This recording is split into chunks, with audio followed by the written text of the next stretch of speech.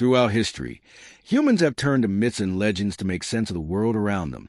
These stories, passed down through generations, have always held a unique place in the human experience. While the details of each culture's myths differ, their purpose remains remarkably consistent: to explain the mysteries of nature, to provide moral guidance, and to give structure to the complex forces of the universe. Myths and legends are deeply rooted in our collective imagination, offering us a window into the way ancient civilizations understood their existence and their place in the cosmos. From the beginning of recorded history, humanity has sought stories that could connect them to something greater than themselves, something divine, supernatural, or transcendent. This desire gave birth to a rich tapestry of myths, legends, and oral traditions. The first storytellers didn't simply entertain.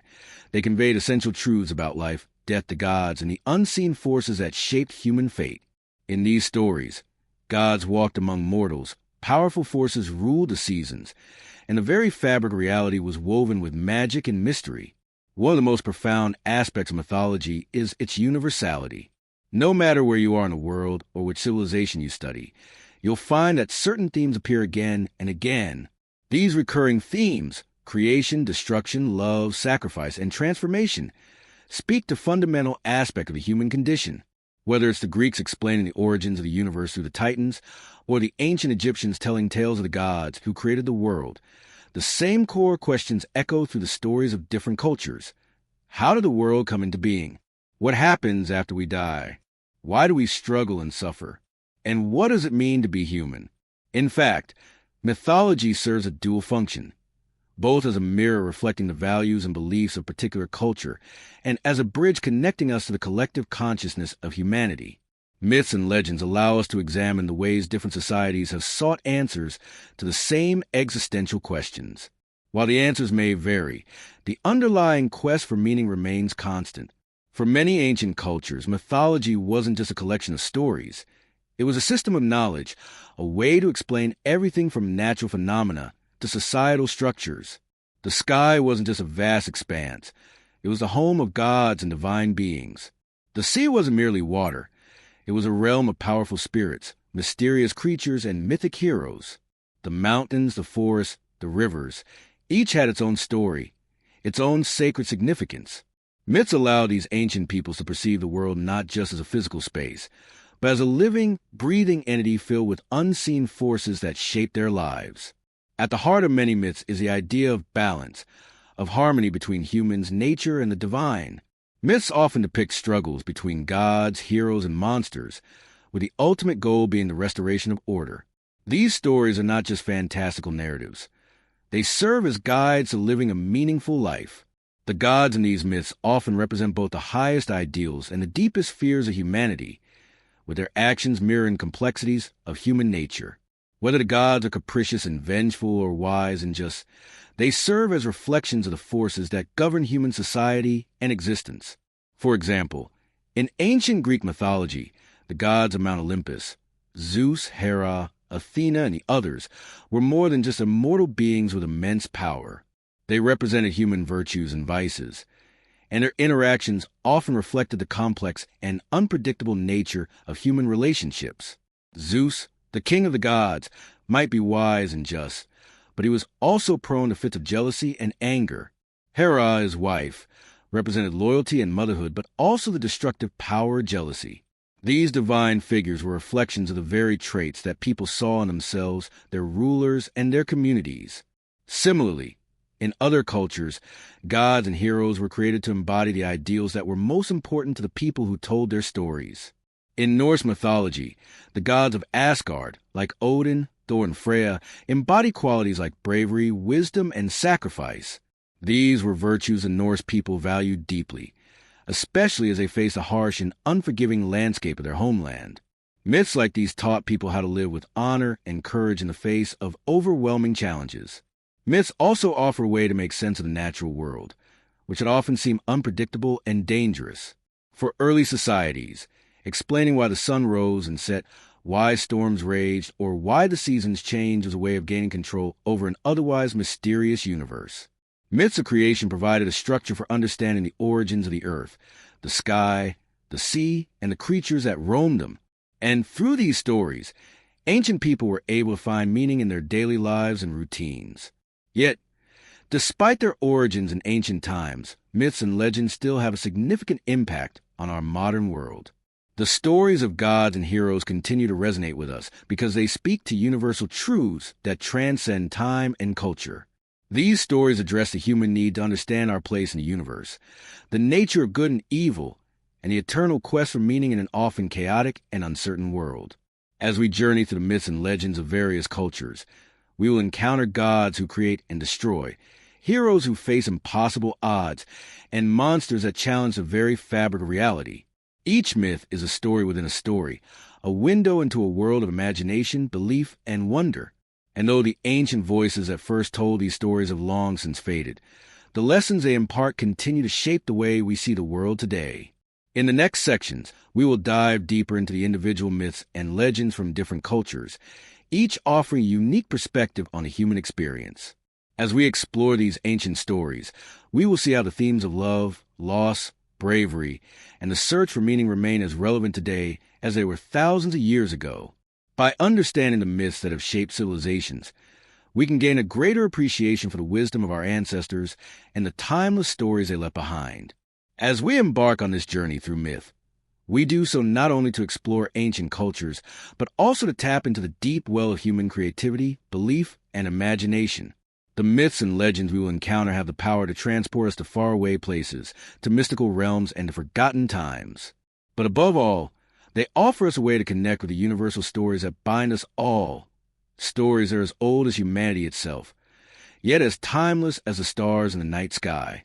The origins of mythology are deeply entwined with the very beginnings of human thought. From the moment our ancestors began to look up at the stars, gaze at the shifting tides, or observe the changing of the seasons, they were faced with a world that seemed both awe-inspiring and terrifying in its complexity. It was in this attempt to understand the forces around them that the first myths were born. These early stories weren't just tales or entertainment.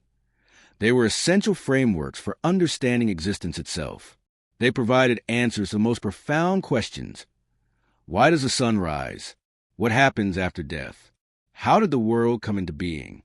How should humans relate to nature, the gods, and each other? The earliest myths likely emerged from the need to explain natural phenomena that seemed beyond human control. Early humans saw the world as a place of mystery and magic, governed by invisible forces. The rising and setting of the sun, the cycles of the moon, the thunderous roar of storms, and the blooming of flowers in spring. These were all phenomena that could not easily be understood without some kind of explanation. It is here, in the primal curiosity about the world around them, that the roots of mythology can be traced. In the absence of scientific knowledge, ancient peoples turned to stories to explain these phenomena. They personified nature, imbuing the sun with divine qualities, imagining rivers as living beings, and creating gods and spirits to embody the forces of wind, water, fire, and earth. Each natural element became a character in a grand cosmic narrative, and the shifting seasons, the changing tides, and the stars in the sky were all manifestations of divine will. Through these stories, humans sought to make sense of a world that seemed chaotic and unpredictable, finding comfort in the idea that the forces shaping their lives were not random, but instead the result of purposeful, often divine, action. These early mythologies were not just about explaining nature. They also provided guidance for how humans should live. Myths often addressed moral questions and set forth rules for behavior. They gave people a sense of order and structure, teaching them the values of their society through the actions of gods, heroes, and legendary figures. The gods weren't just supernatural beings. They were role models, embodying virtues and flaws that humans could relate to. They offered lessons in bravery, love, loyalty, betrayal, and justice, providing both positive and negative examples to guide human conduct. In many ways, mythology was a first system of knowledge, a means for early societies to transmit cultural values, social norms, and ethical principles. Just as modern societies use science, philosophy, and education to convey knowledge, ancient societies used myths to pass down wisdom. These stories were not static. They evolved over time, adapting to changing circumstances and reflecting the experiences of the people who told them. The stories of gods and heroes morphed to suit the needs of the time, serving as mirrors for the anxieties and hopes of different generations. The creation myths of various cultures often have striking similarities, suggesting that these stories emerge from common human experiences and concerns. Many cultures, for example, have stories of a great flood that wiped out humanity, only to be followed by a rebirth or renewal. The ancient Greeks told of a flood sent by Zeus to punish humanity, while the ancient Sumerians had the story of Utnapishtim, who survived a great flood and repopulated the earth. The Bible's account of Noah and the Ark is another well-known version of this archetype. These flood myths speak to the human fear of destruction and the desire for renewal and redemption. The creation of the world itself is another common theme in mythology. Almost every culture has a story about how the earth, the heavens, and the first beings came into existence. In the Mesopotamian epic of Gilgamesh, the gods create the world and shape it according to their whims.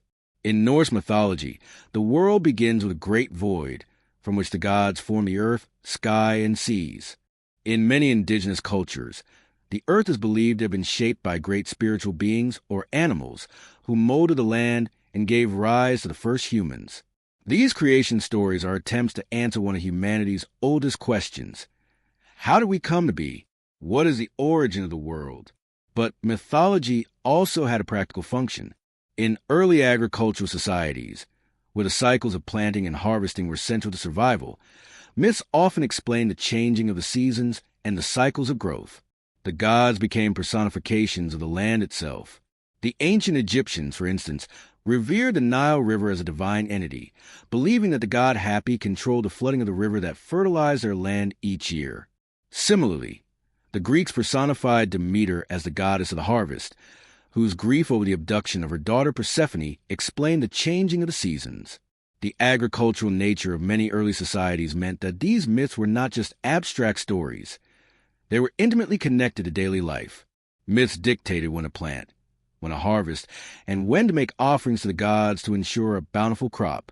Through myth, humans sought to ensure harmony between the forces of nature and the needs of society. The gods were seen as agents who controlled the land, the weather, and the harvest, and in return, humans offered them rituals, sacrifices, and prayers. As societies evolved, so did their myths. Early, tribal societies had myths that explained the world through animism, believing that spirits inhabited every object and force of nature. As these societies grew more complex, their myths began to reflect the changes in their social and political structures. For example, as cities emerged in ancient Mesopotamia, myths became more centered on the rise of kingship and the divine right of rulers. In the Epic of Gilgamesh, the protagonist is a king, and his journey reflects both personal growth and the struggle between human mortality and divine immortality. This shift in mythological focus mirrors a shift in society from small tribal groups to large, organized city-states. The role of mythology also expanded as human societies became more sophisticated. Myths began to reflect not only the spiritual and natural worlds, but also the intricacies of human emotions, desires, and conflicts. As people began to experience more complex relationships with one another, whether in family, community, or leadership, mythology began to explore the full spectrum of human emotion. Stories of love, betrayal, revenge, and honor became central themes. These stories helped people navigate the complexities of human existence, offering both cautionary tales and inspirational examples. With the advent of written language, myths began to be recorded and preserved for future generations. The first great mythological texts, such as the Sumerian Gilgamesh and the Indian Vedas, were written down on clay tablets or scrolls, making them more accessible and ensuring their survival over time. As societies became more literate, myths became less fluid and more codified, eventually taking on a form of sacred texts and religious doctrines. However, despite being written down, these myths continued to evolve and influence later generations, shaping everything from philosophy to literature to art. While the specific myths of each culture differ, the reasons for their creation are universal. Mythology serves to answer life's big questions, explain the mysteries of the universe, and offer guidance for living a virtuous life. The early creation of these myths marked the beginning of human civilization's quest for meaning, understanding, and connection. As we explore the different mythologies of the world, we will see how each culture sought to answer the same questions in its own way, through stories of gods, heroes, and the forces that shape their world. The origins of mythology, then, are not simply tied to the dawn of human civilization. They are also tied to our ongoing search for meaning in an uncertain world. The stories that began in ancient times continue to resonate with us today because they tap into the same fundamental questions that have always occupied the human mind. And as we explore these stories, we are reminded that, though the details may change, the quest for understanding is a timeless part of the human experience. The ancient civilizations of Mesopotamia, located in the Fertile Crescent between the Tigris and Euphrates rivers, are among the earliest known societies to have produced a written record of their beliefs. Mesopotamian myths, therefore, form the foundational bedrock of human mythology, offering us a glimpse into the mind of the people who lived thousands of years ago, yet whose stories continue to resonate with us today. These myths, like those of other ancient cultures, were a means of explaining the world around them, their relationship with the gods, and their place in the universe. They offered answers to questions about life, death, the afterlife, and the forces that govern the natural world. One of the most significant and well-preserved works from ancient Mesopotamia is the Epic of Gilgamesh, an epic poem that tells the story of Gilgamesh, a legendary king of the Sumerian city of Uruk. The Epic of Gilgamesh is not only one of the oldest surviving pieces of literature, but also one of the most profound myths in human history, touching on universal themes such as friendship, mortality, and the quest for immortality.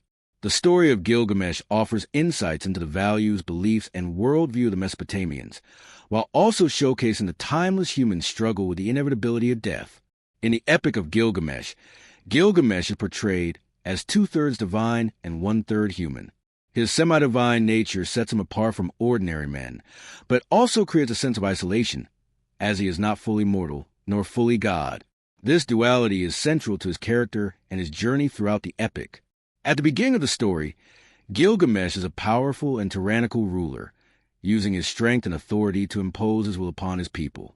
However, this behavior alienates him from his subjects, who pray to the gods for relief. In response, the gods create Enkidu, a wild man who lives in the steppe, to challenge Gilgamesh and teach him humility.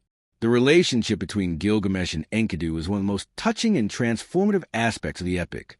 At first, the two are adversaries, with Enkidu's wild nature standing in stark contrast to Gilgamesh's arrogance.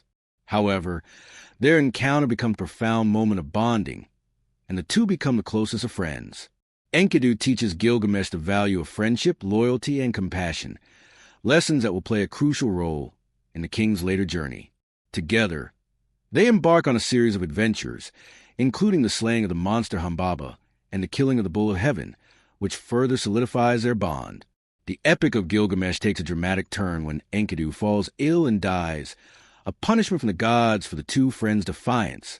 The death of Enkidu forces Gilgamesh to confront the most profound question of all, the inevitability of death. Stricken with grief and fear of his own mortality, Gilgamesh embarks on a journey in search of the secret to eternal life. His quest leads him to the immortal flood survivor Utnapishtim, who recounts the story of the Great Flood, a tale remarkably similar to the biblical story of Noah. Utnapishtim explains that immortality is reserved for the gods and that humans, despite their achievements, are destined to die. Through this journey, Gilgamesh comes to understand that immortality is beyond his grasp. However, he also learns that the true value of life lies not in seeking to escape death, but in living fully and leaving behind a legacy. The epic ends with Gilgamesh returning to Uruk, now wiser and more compassionate, having accepted the limits of human existence. The Epic of Gilgamesh ultimately serves as a meditation on the fleeting nature of life and the importance of living with purpose, even in the face of death. The Epic of Gilgamesh is just one example of the rich and complex mythology of ancient Mesopotamia. The Mesopotamians, like many ancient cultures, believed in a pantheon of gods and goddesses who governed every aspect of life. These gods were often depicted as anthropomorphic beings with human-like emotions, desires, and flaws. The Mesopotamian gods were not omnipotent or benevolent. They were often capricious, vengeful, and unpredictable, reflecting the unpredictable nature of the world itself. One of the most prominent gods in Mesopotamian mythology was Anu, the god of the sky, who was considered the supreme deity of the Sumerian pantheon. Anu was the father of many gods, including Enlil, the god of the air, and Enki, the god of water, wisdom, and creation. These gods played crucial roles in the creation of the world and the maintenance of order in the cosmos. However, like all Mesopotamian gods, they were not infallible. They were subject to their own emotions and desires, which often led to conflicts and drama in the myths. In addition to the gods, Mesopotamian myths also featured powerful mythical creatures and legendary figures. One of the most famous of these is Humbaba, the guardian of the cedar forest, whom Gilgamesh and Enkidu confront in their quest for glory. Humbaba is a terrifying monster who embodies the natural world's chaotic and uncontrollable forces. His defeat at the hands of Gilgamesh and Enkidu symbolizes humanity's struggle to overcome nature's power. Another well-known figure in Mesopotamian mythology is Ishtar, the goddess of love and war, who plays a pivotal role in the Epic of Gilgamesh. Ishtar's rejection by Gilgamesh, following her proposal of marriage, sets off a chain of events that ultimately leads to the death of Enkidu and the devastation that follows.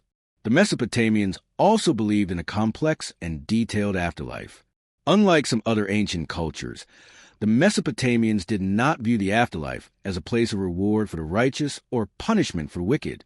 Instead, they believed that all souls, regardless of their actions in life, went to a dark and dreary underworld known as the Irkalla.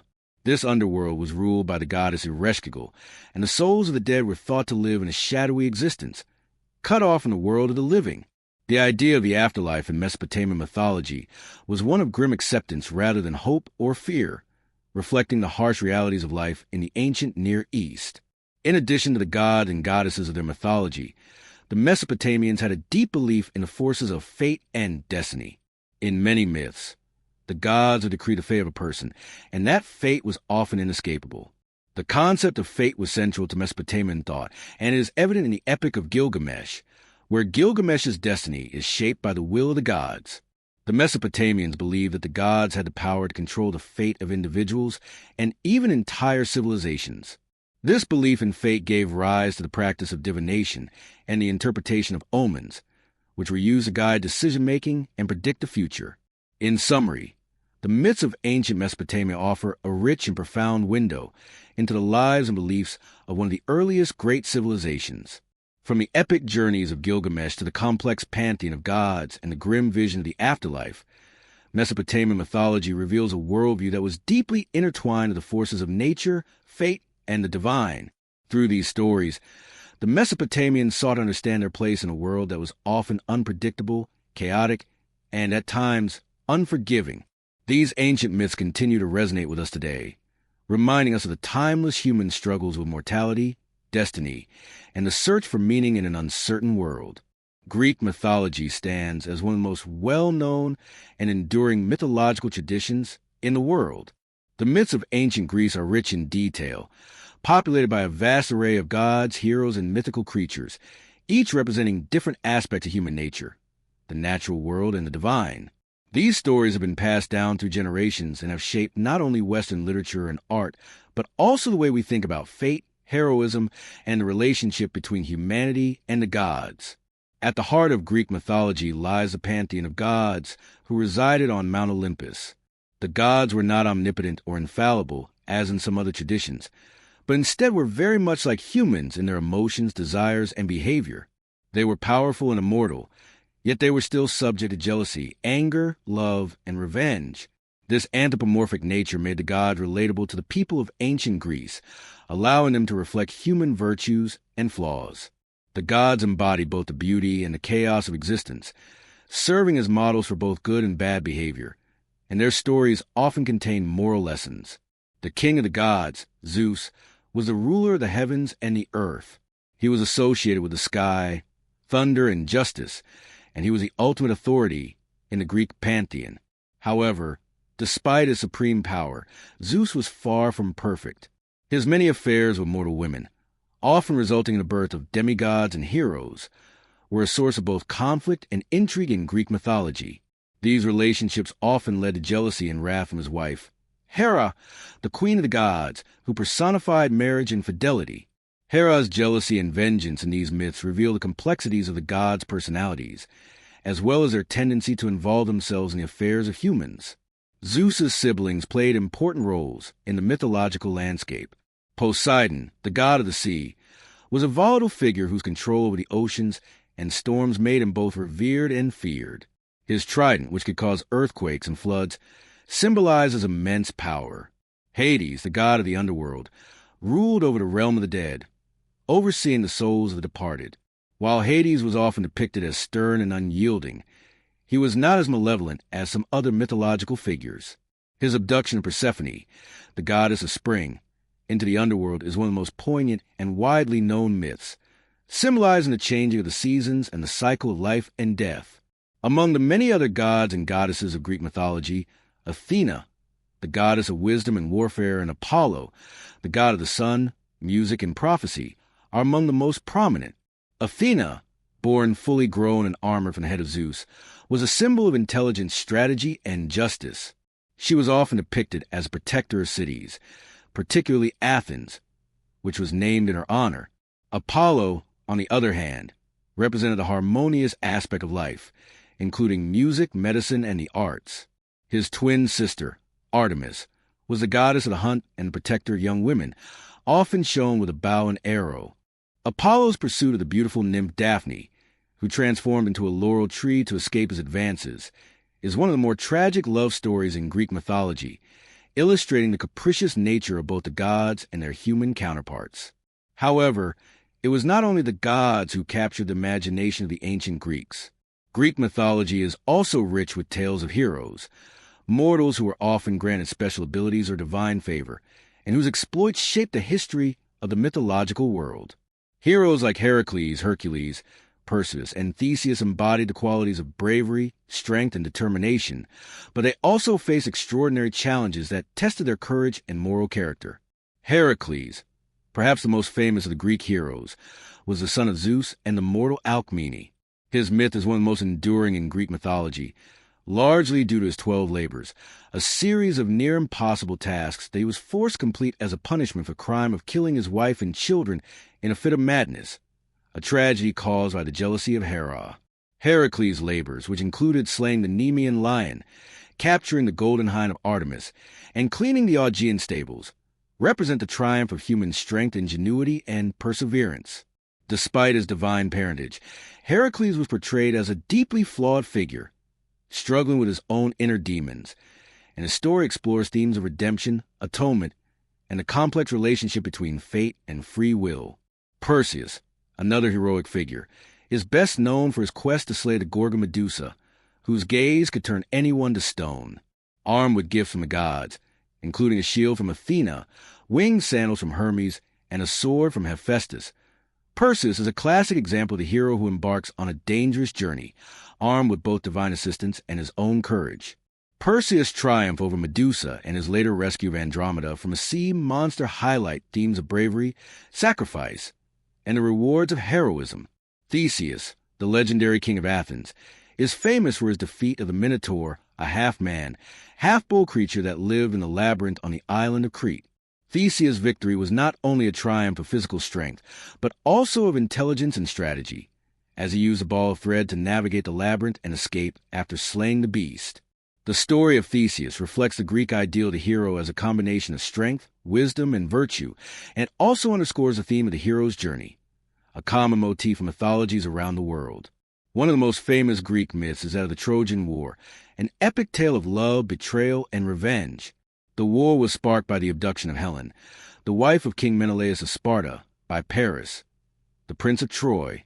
This event set off a chain of events that would lead to the destruction of Troy and the fall of many great heroes, including Achilles, Hector, and Odysseus. The Iliad, one of the great epics of Western literature, recounts the final year of the Trojan War, focusing on the wrath of Achilles and the tragic fate of the Greeks and Trojans alike. The tale of Achilles, whose nearly invincible body was undone only by a single vulnerable spot, his heel, has given rise to the term Achilles' heel, symbolizing a person's singular weakness. The aftermath of the Trojan War is told in the Odyssey, another epic poem by Homer, which recounts the adventures of Odysseus as he struggles to return home after the war. The Odyssey is a story of endurance, loyalty, and the challenges of returning to one's roots after facing monumental struggles. Odysseus' encounters with mythical creatures like the Cyclops, the Sirens, and the Enchantress Circe emphasized the recurring theme in Greek mythology of the heroes struggle against forces beyond their control, be they gods, monsters, or fate itself. Greek mythology is rich in themes that explore the relationship between the gods and humans, the complexity of human emotions, and the pursuit of glory and immortality. The gods were not merely distant figures to be worshipped. They were deeply involved in the lives of mortals, sometimes aiding them and sometimes punishing them. Heroes, on the other hand, were mortals who, through their extraordinary feats, sought to transcend their human limitations and achieve a form of immortality through fame and legacy. In conclusion, Greek mythology offers a profound exploration of the human experience, from the capriciousness of the gods to the noble struggles of the heroes. These myths serve not only as entertainment but also as moral lessons, exploring themes of justice, honor, fate, and the complexities of human nature. The gods, heroes, and mythical creatures that populate these stories are timeless, embodying both the grandeur and the frailty of life itself. As we continue to explore these myths, we are reminded of their lasting power to capture the imagination and reflect the deep questions that still concern us today. Norse mythology, originating from the ancient Scandinavian cultures, offers a stark contrast to mythology of more Mediterranean societies like the Greeks or Egyptians. Whereas the gods of Greek mythology often embody human-like traits, the gods of Norse myth reflect a more somber, rugged, and fatalistic worldview. The myths of the Norse people speak to the harsh realities of their environment, an environment marked by long, cold winters, rugged landscapes, and the constant battle for survival. The Norse god, divided into two primary groups, the Aesir and the Vanir, embody these qualities, playing crucial roles in the creation of the world, the lives of humans, and the impending end of everything in the event known as Ragnarok. The Aesir gods are perhaps the most well-known in Norse mythology, as they dominate many of the sagas and stories that have been passed down through time. These gods are associated with war, power, and order, and they inhabit Asgard, one of the 9 realms in Norse cosmology. The most famous Aesir god is Odin, the All-Father, who is the king of the gods and the ruler of Asgard. Odin is a god of wisdom, poetry, and war, but he is also deeply associated with sacrifice. He gave one of his eyes in exchange for the wisdom of the world, and he sacrificed himself by hanging on the world tree, Yggdrasil, for 9 days and nights to gain knowledge of the runes, magical symbols that could control fate and power. Odin's wisdom is immense, but often comes at a price. Despite his great power, Odin is portrayed as a god who is always seeking more knowledge, never fully satisfied with what he knows. This insatiable thirst for wisdom reflects the Norse belief in the transient nature of knowledge and the endless pursuit of understanding in a world that is unpredictable and often harsh.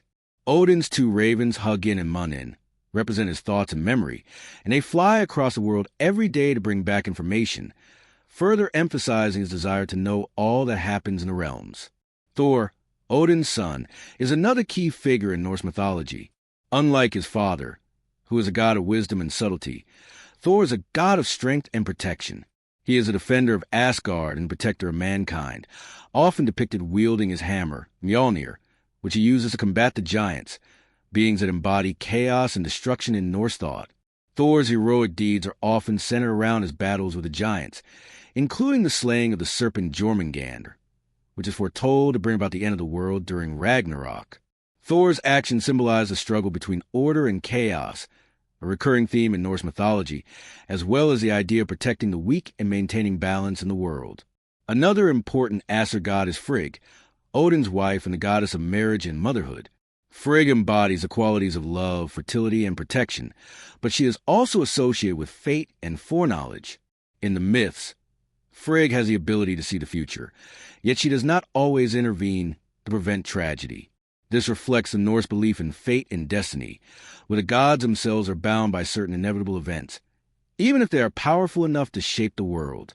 Frigg's sorrow over the death of her son, Baldur, is one of the most poignant moments in Norse mythology, illustrating the inevitability of death and the powerlessness of even the gods in the face of fate. While the Aesir gods are associated with power, order, and war, the Vanir gods represent fertility, prosperity, and the forces of nature. The Vanir are a group of gods who initially waged war against the Aesir, but eventually a truce was made and the two groups of gods came together. The Vanir gods are often depicted as being closer to the earth and natural elements, symbolizing growth, abundance, and harmony with nature.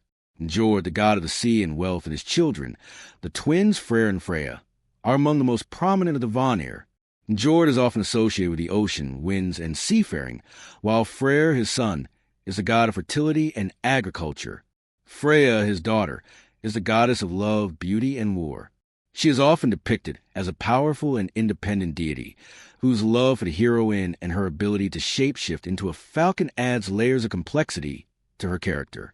The war between the Aesir and Vanir is one of the most important myths in Norse lore, as it sets the stage for the complex relationships between the two groups of gods.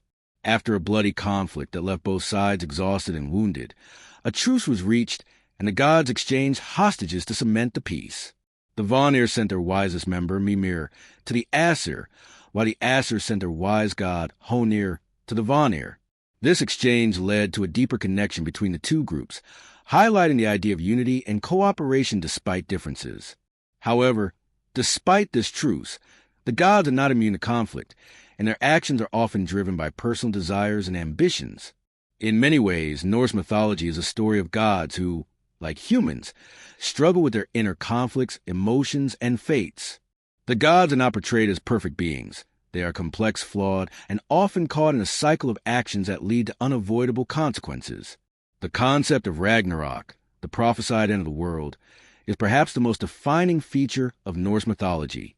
Ragnarok is a catastrophic event in which many gods, including Odin, Thor, Loki, and Freyr, will perish in a final battle with the giants and other creatures of chaos. This event will result in the destruction of the world, followed by its rebirth. While the notion of an apocalyptic end may seem bleak, Ragnarok is also seen as a necessary and inevitable part of the cyclical nature of life, death, and rebirth in Norse thought. It reflects the idea that the end of one world gives birth to a new one, and that chaos and destruction are part of the natural order of things. Loki, a trickster god, plays a pivotal role in the events leading up to Ragnarok. While Loki is initially considered one of the Aesir, his nature as a deceiver and mischief maker ultimately leads to his betrayal of the gods. Loki's actions during Ragnarok, where he leads a giant in a final battle against the gods, represent the forces of chaos that threaten to undo the order created by the Aesir and the Vanir. His role as both a god and a villain makes him one of the most intriguing and complicated figures in Norse mythology, embodying the tension between creation and destruction, order and chaos. In conclusion, Norse mythology offers a unique and profound perspective on the relationship between gods and humans, order and chaos, life and death. The gods of the Aesir and Vanir represent the forces that shape the world, from wisdom and strength to fertility and nature. Yet, these gods are not perfect. They are subject to the same fates as mortals, reflecting the Norse belief in the inevitability of death and the cyclical nature of existence. Through their stories, the Norse people sought to make sense of a world that was both beautiful and unforgiving, filled with both wonder and terror. And even as the gods faced their eventual destruction in Ragnarok, the hope of renewal and rebirth endured, offering a reminder that, in the end, nothing is ever truly lost. Egyptian mythology is one of the oldest and most richly layered mythological traditions in the world. Rooted in the culture and religion of ancient Egypt, these myths provide a vivid tapestry of gods, creation stories, and cosmic order. For the ancient Egyptians, mythology was not merely a set of tales, but a framework for understanding the universe, the divine and humanity's place within it. The Egyptian gods were revered not as distant, abstract figures, but as powerful beings deeply involved in the everyday lives of people. Their stories were intertwined with the natural world, cycles of life, and the eternal question of life after death. At the heart of Egyptian mythology lies the concept of Ma'at, the divine order that governs the cosmos. Ma'at represented balance, truth, and justice, and maintaining Ma'at was the ultimate goal of both gods and humans. The gods themselves were seen as the personifications of various aspects of Ma'at, and their actions were often focused on preserving or restoring the sacred balance. This focus on cosmic order influenced everything from the rise of the Nile River to the daily rituals performed by priests, and it framed the way the ancient Egyptians viewed the relationship between themselves, nature, and the gods. One of the central figures in Egyptian mythology is Ra, the sun god, who was considered the king of the gods and creator of all life. Ra's journey across the sky each day, rising in the morning, traveling to the heavens, and setting in the evening, was symbolic of the cycle of creation, death, and rebirth that characterized Egyptian beliefs. Ra was often depicted with a human body and the head of a falcon, wearing the solar disk above his head. His power was immense, and he was believed to have created the world by speaking it into existence. However, Ra's reign was not without conflict. His journey to the underworld each night, where he battled the serpent Apophis, represented the struggle between light and darkness, order and chaos. This nightly journey reinforced the idea that life and death were inextricably linked, and that the gods, despite their power, were not immune to the forces of destruction. The creation myths of ancient Egypt are diverse and often vary depending on the region, but the most famous creation story is the Heliopolitan version, which centers around the god Adam. Adam was believed to have created the world from the primordial waters of Nun, the endless chaos that existed before creation. From Adam's own essence, the first gods, Shu, the god of air, and Tefnut, the goddess of moisture, were born.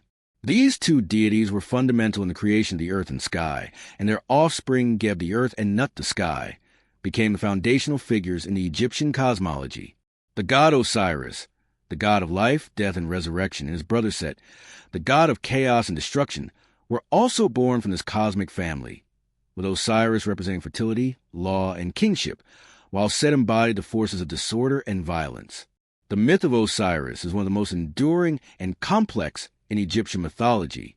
Osiris was originally a beloved king who ruled Egypt with wisdom and fairness, teaching the people agriculture, laws, and civilization. His wife, Isis, was a goddess of magic and motherhood, and together they were the ideal divine couple.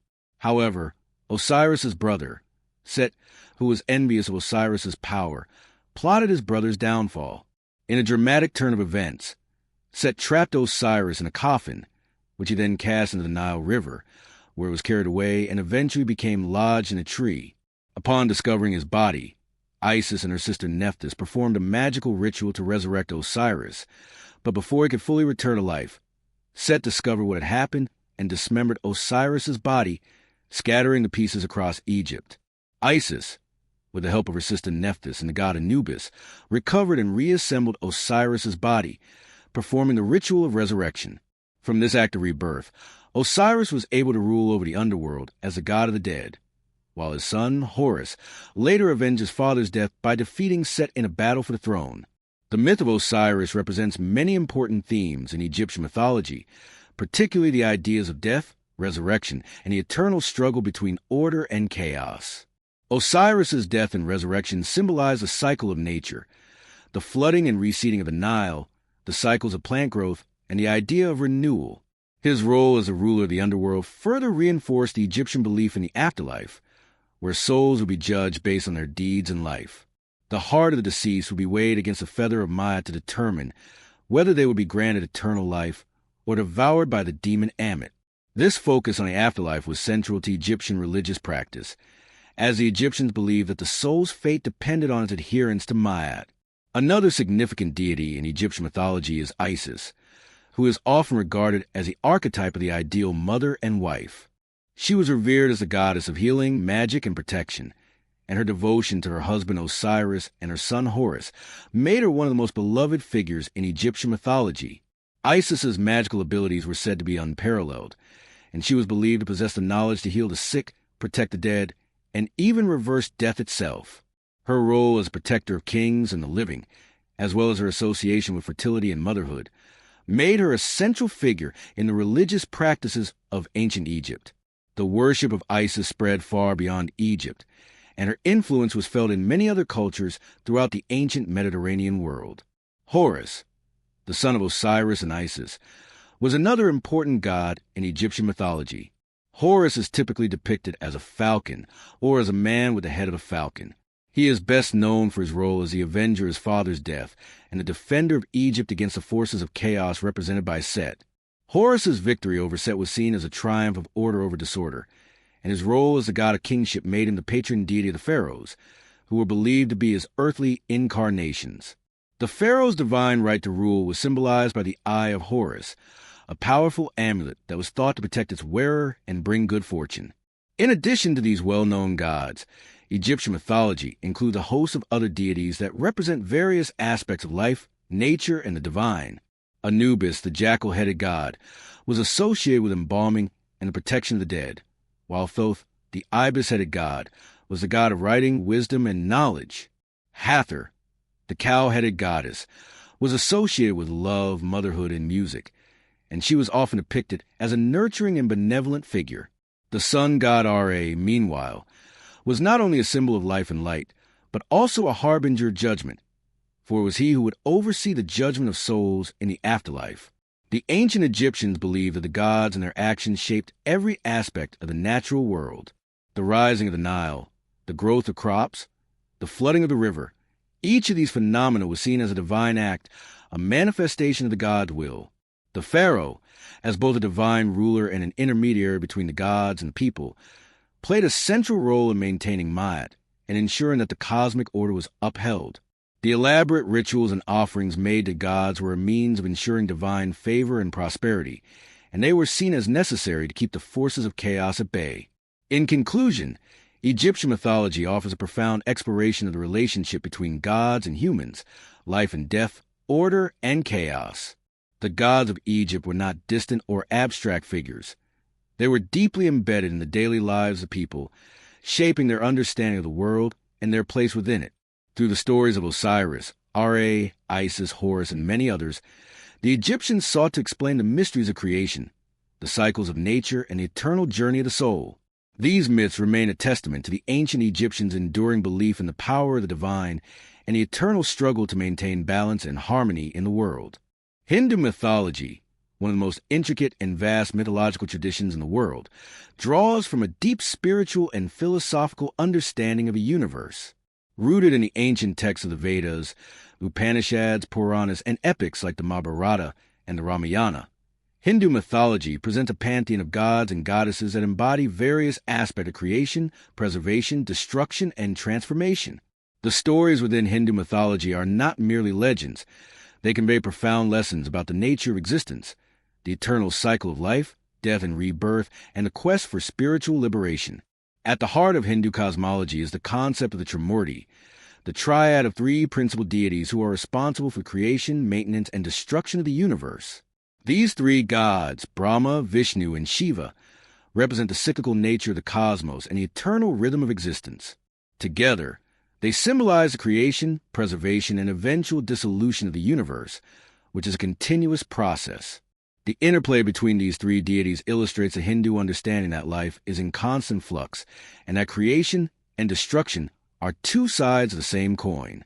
Brahma, the god of creation, is often depicted with four faces, representing the four Vedas, and is considered the source from which all creation emerges.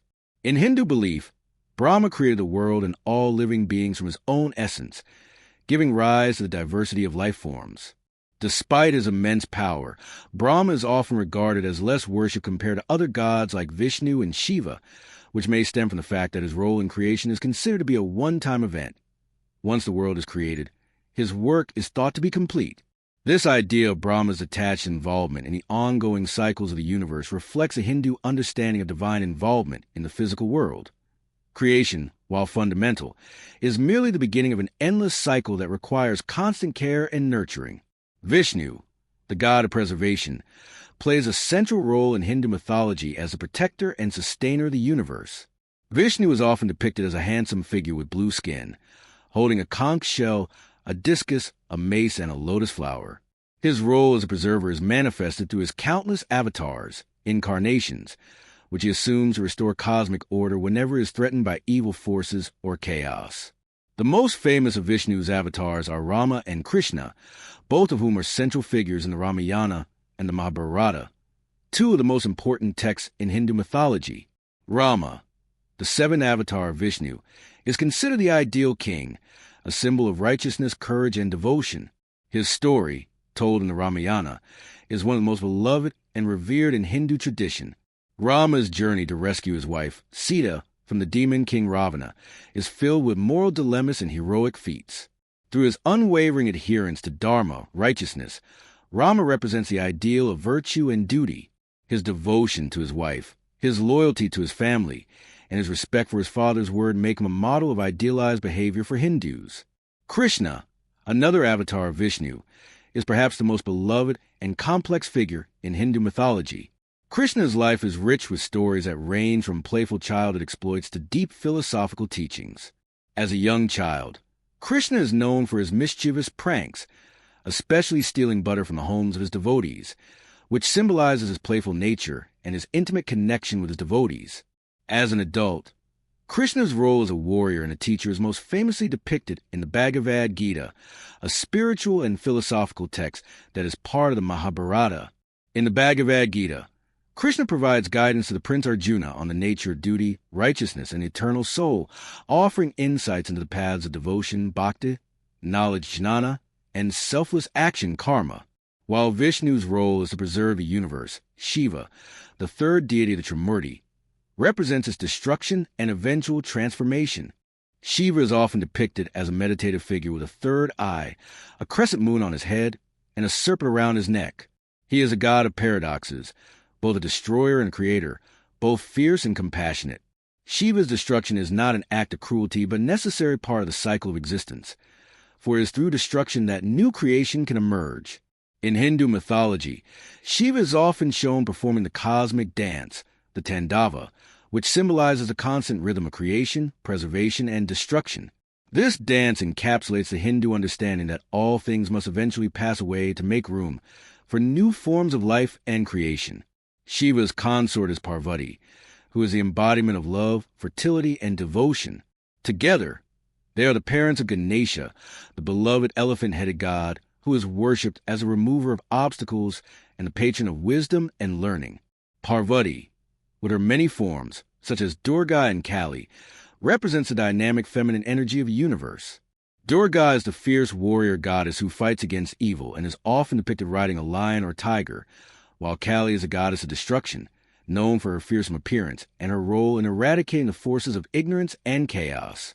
Hindu mythology also includes a vast array of other gods, goddesses, and celestial beings, each of whom plays a unique role in the cosmic order.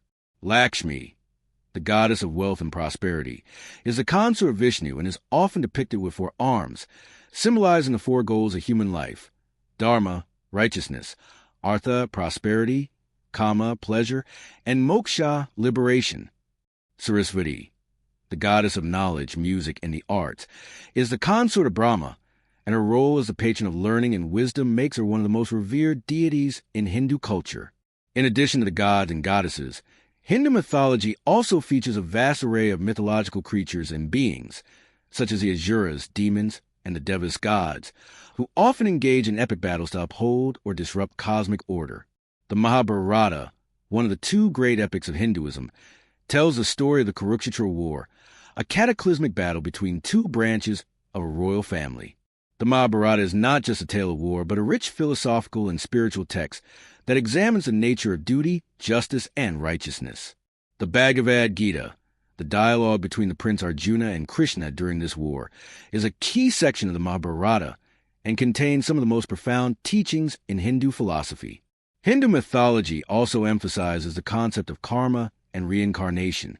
According to Hindu belief, every action has consequences, and the soul is reborn into different bodies through numerous lifetimes based on the actions karma accumulated in previous lives.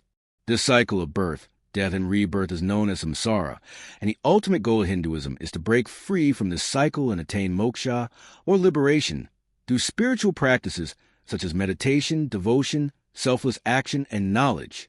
In conclusion, Hindu mythology is a vast and complex tradition that provides profound insights into the nature of the universe, the gods, and human existence. The stories of Brahma, Vishnu, Shiva, and the many other deities offer a roadmap for understanding the cycles of creation, preservation, and destruction, as well as the moral and spiritual journey each individual must undertake. Through its pantheon of gods, goddesses, and cosmic principles, Hindu mythology continues to inspire millions of people around the world, offering timeless lessons about the nature of the divine, the self, and the universe. Chinese mythology is a rich and diverse tradition, shaped by thousands of years of history, culture, and philosophy. It is a mythology deeply intertwined with the philosophical and spiritual beliefs of Confucianism, Taoism, and Buddhism, which have all influenced the way the Chinese people perceive their place in the universe. In Chinese mythology, the gods, immortals, and mythical creatures embody key elements of the natural world, human nature, and the cosmic order. The celestial realm, where the gods reside, is often depicted as a complex hierarchy, with divine beings exerting influence over various aspects of life, from the forces of nature to the lives of emperors and commoners alike. One of the most important figures in Chinese mythology is the Jade Emperor, who is considered the supreme ruler of the heavens and the celestial bureaucracy. The Jade Emperor, or Yu Huang, is often depicted as a wise and benevolent ruler who oversees the affairs of both the mortal world and the divine realm. In his court, he has many ministers, each responsible for a different aspect of the cosmos: gods of thunder, rain, wind, and other natural forces. The Jade Emperor's role in Chinese mythology reflects the importance of order and harmony in Chinese thought. His reign is marked by the regulation of the natural world and the maintenance of balance within the cosmos.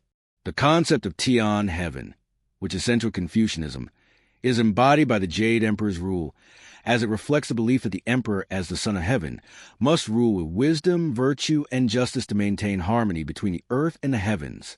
The Jade Emperor's court is populated by a variety of other gods, many of whom are associated with different aspects of life and the natural world. One of the most famous of these gods is the Queen Mother of the West, Zhuangmu, who rules over the Western paradise and is associated with immortality and the nurturing of life. Zhuangmu is often depicted as a beautiful and powerful woman who holds the key to the elixir of immortality, a legendary potion that grants eternal life. The Queen Mother of the West is a prominent figure in Taoist mythology, symbolizing both the nurturing and destructive forces of nature. Her palace is said to be located in the Kunlun Mountains, a mythical place of divine beauty and power, and she is often depicted as being surrounded by magical peaches that confer immortality to those who are fortunate enough to consume them. While the Jade Emperor and Zhuangmu are central figures in Chinese mythology, there are many other important gods and immortals that play key roles in the myths and legends. One such figure is the god of wealth, Caishen, who is widely worshipped during the Chinese New Year celebrations. Caishen is often depicted as a bearded man wearing a bright red robe and holding a gold ingot, symbolizing his ability to bring prosperity and fortune to those who honor him. In Chinese culture, wealth and prosperity are seen as manifestations of good fortune and divine favor, and Caishen is believed to bestow these blessings on individuals, families, and businesses. Another important deity is the kitchen god, Zhao Jun, who is responsible for protection and well-being of the household. Zhao Jun is often depicted as an elderly man with a long beard, holding a scroll of good fortune. According to Chinese tradition, Zhao Jun is believed to leave the household at the end of each lunar year to report to the Jade Emperor on the behavior of the family. Before his departure, families would offer sacrifices and prayers to ensure that Zhao Jun would report favorably on them, securing their continued well-being and prosperity for the coming year. Zhao Jun's role highlights the deep connection between the divine and the mundane, where gods are seen as not only cosmic rulers, but also protectors of everyday life. Chinese mythology is also rich with tales of immortals, beings who have transcended the limitations of mortal life and achieved eternal existence. These immortals are often depicted as wise, benevolent, and possessing great supernatural powers. One of the most famous groups of immortals is the Eight Immortals, Ba Xian, a group of legendary figures who are often portrayed in Chinese art and folklore.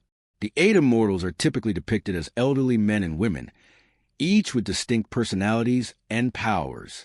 Among them is the immortal Lu Dongbin, who is a scholar and swordsman, known for his wisdom and his ability to exorcise evil spirits. Another of the immortals, Zhongli Quan, is often depicted holding a fan, which he uses to revive the dead and summon storms. The Eight Immortals are revered as symbols of longevity and spiritual enlightenment, and their stories are widely told throughout China.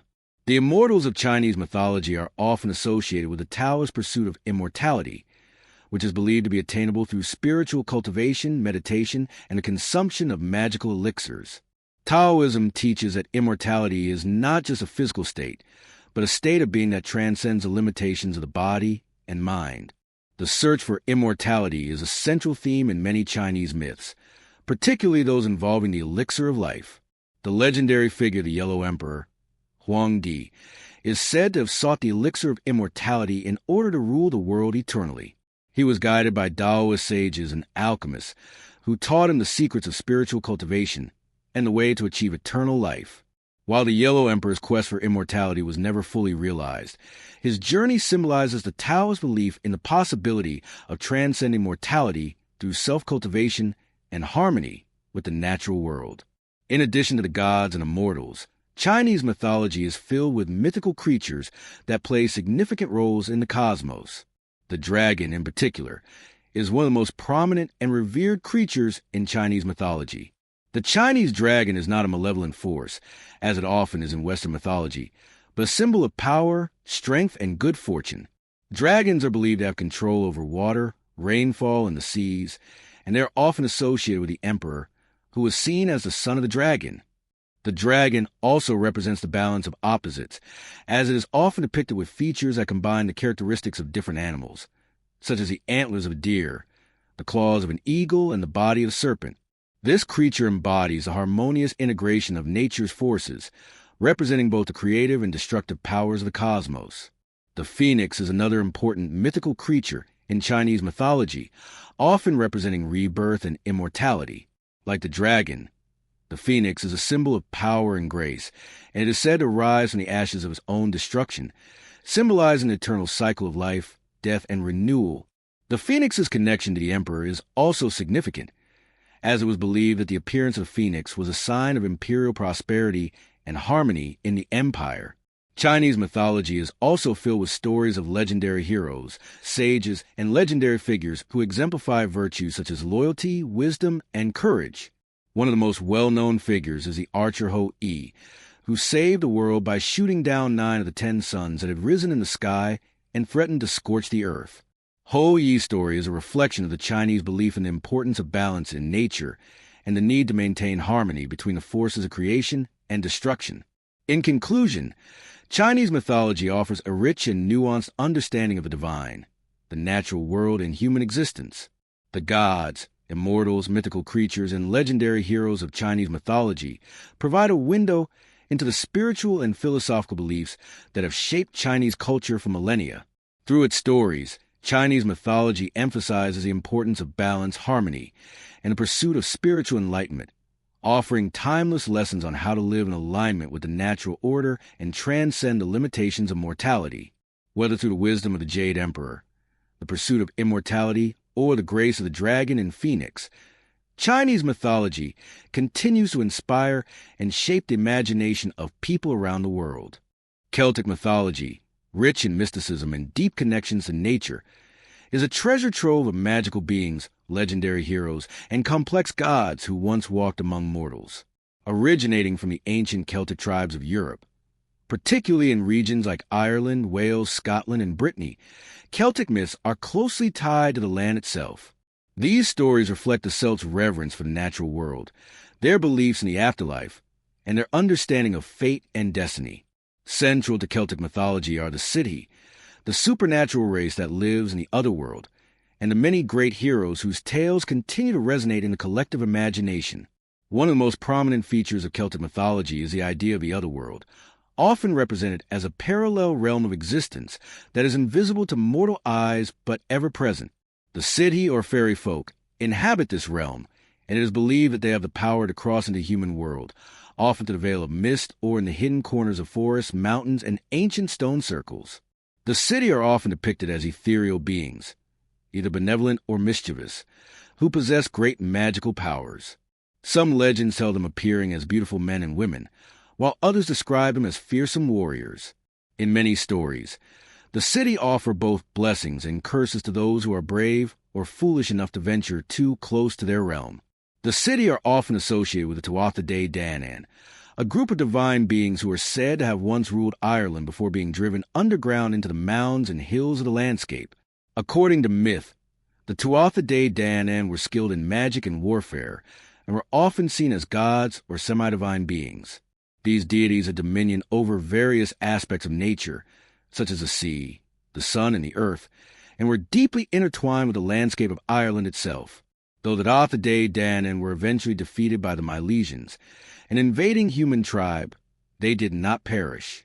Instead, they retreated into the mounds, where they became the Sidhi, continuing to influence the world of mortals from their hidden domain.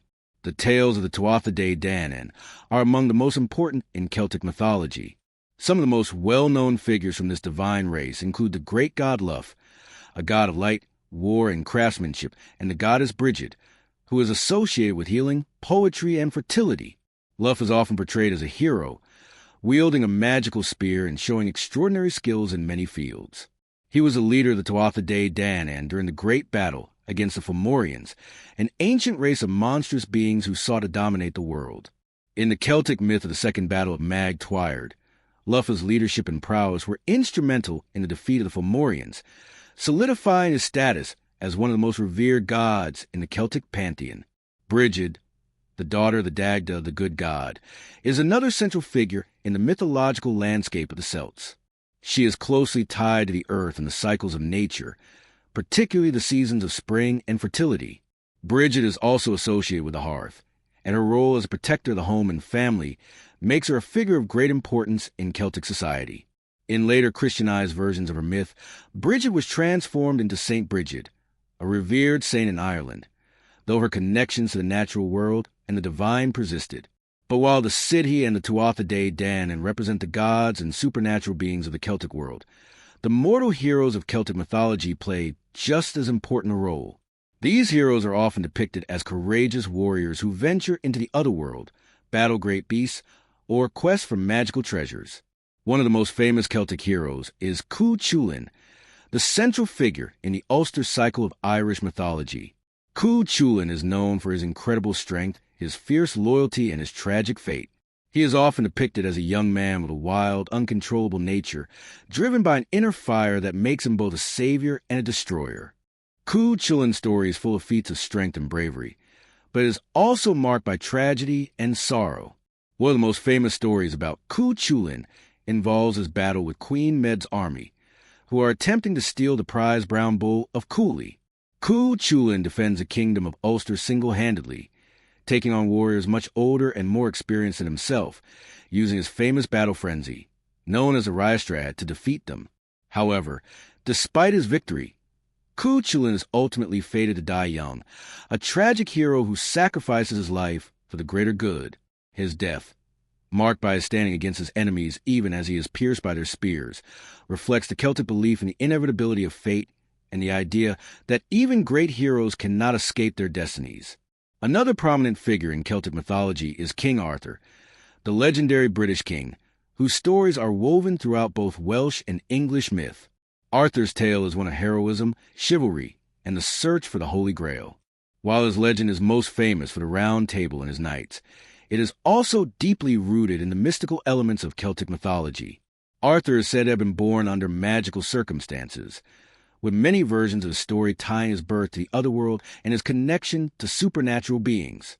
Merlin, the great wizard, is Arthur's most famous ally, and his magical powers often serve as a guiding force of the king. The sword Excalibur, which Arthur receives from the Lady of the Lake, is another key symbol of his divine right to rule and his connection to the mystical realm.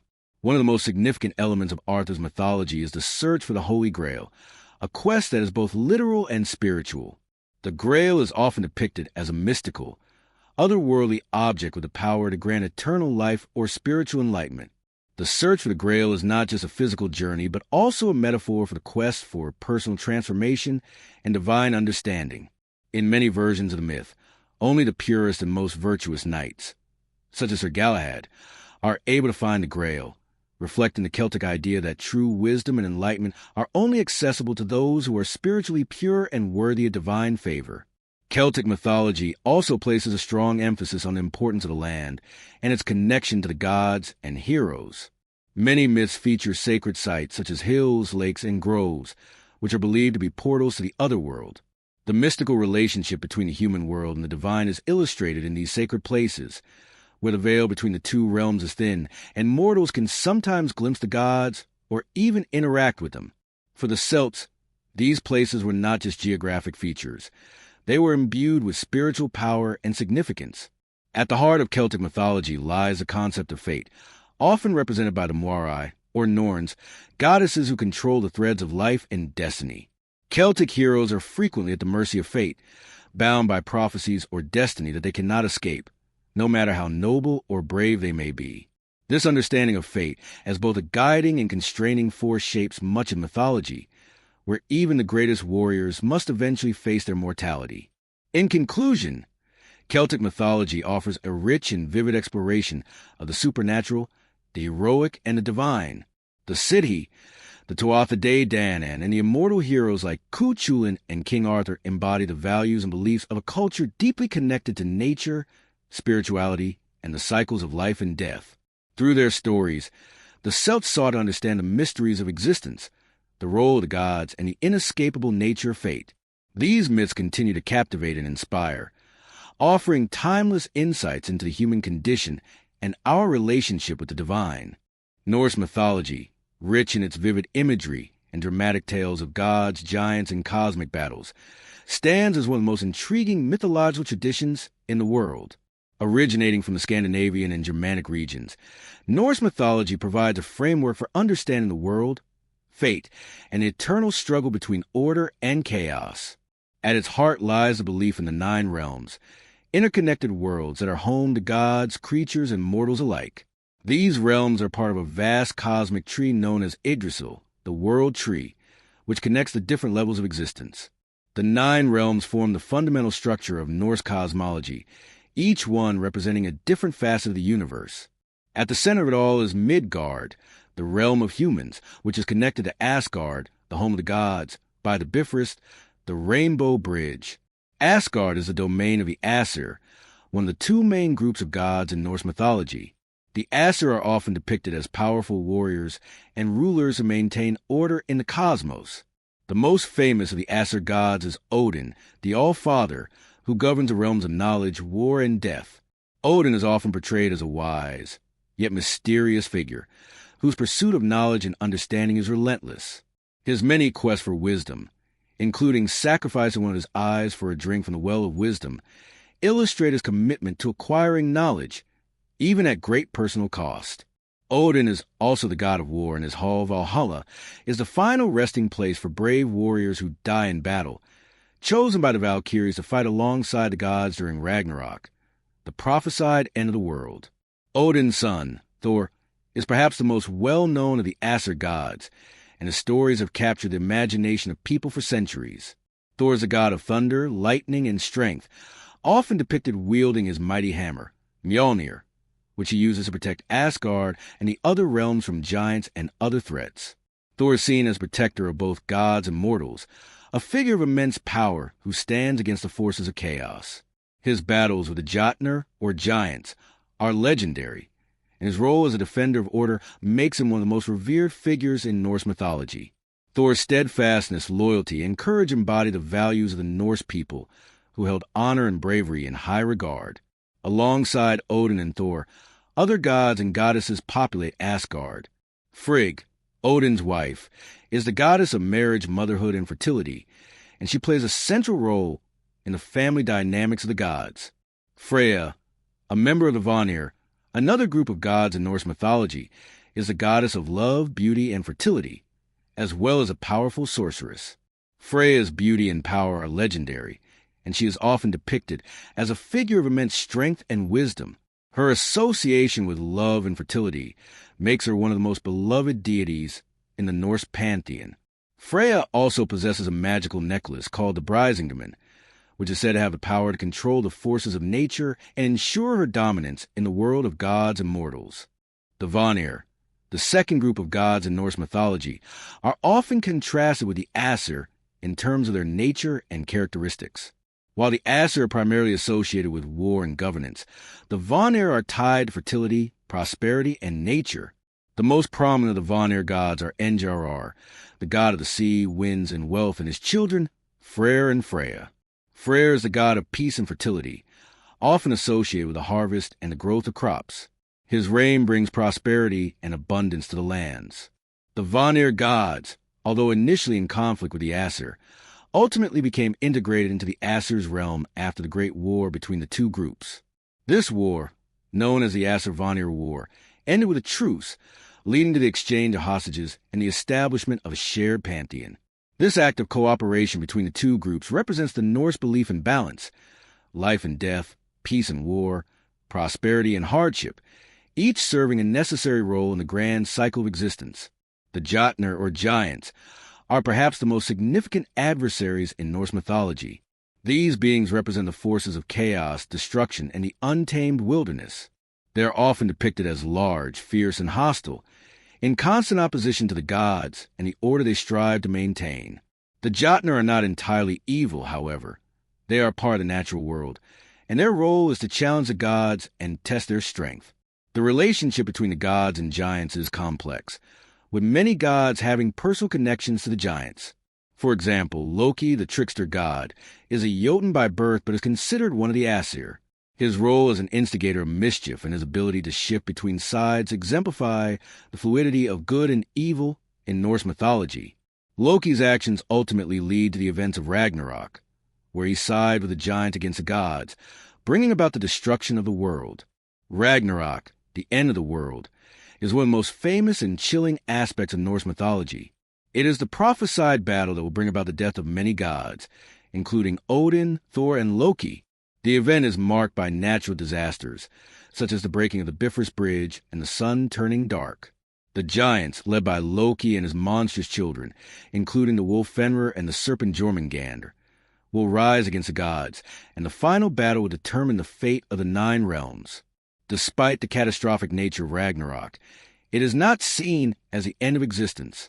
After the battle, the world will be reborn, and new gods will rise to lead survivors of the old world into a new era.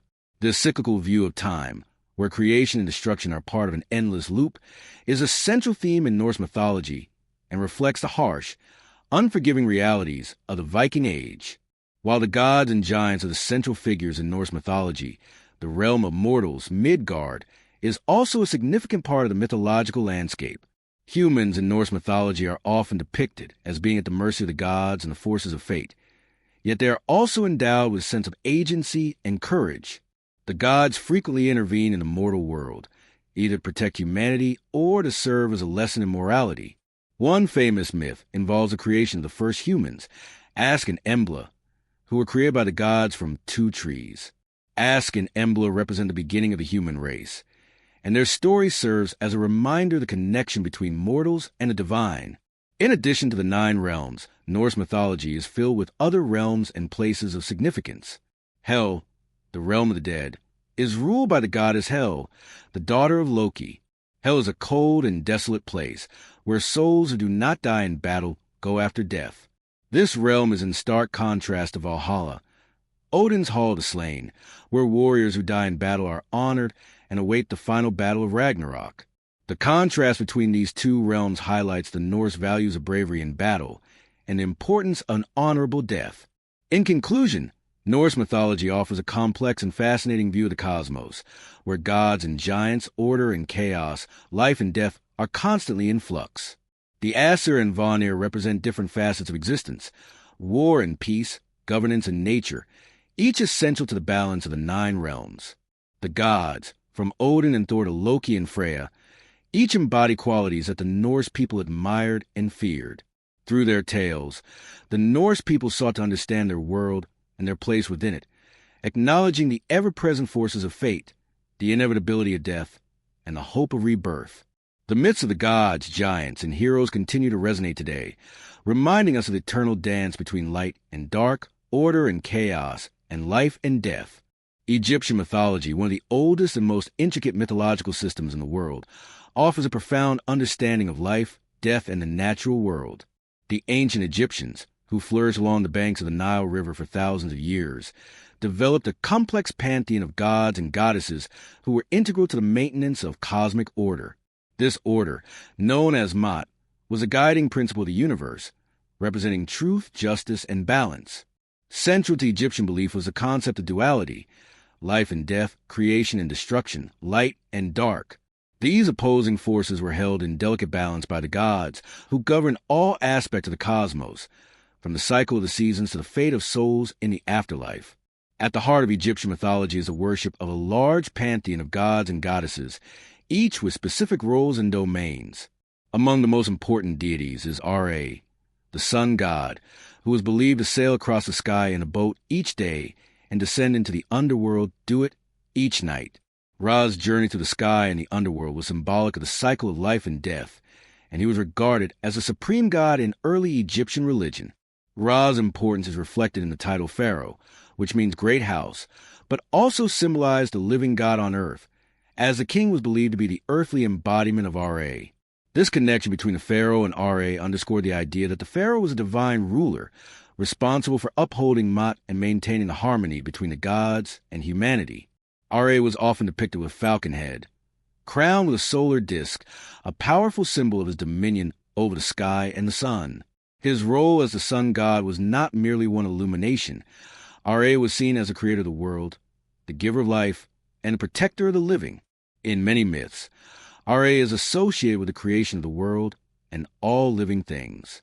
One such creation myth describes how Ra, in the form of the primeval god Adam, created the first beings Shu, air, and Tefnut, moisture, from his own body. These two gods gave birth to Geb, earth, and Nut, sky, whose union brought forth the rest of the gods. This creation story is emblematic of the Egyptian belief in the cyclical nature of life and creation, the idea that all things arise from a primordial source and return to it in time.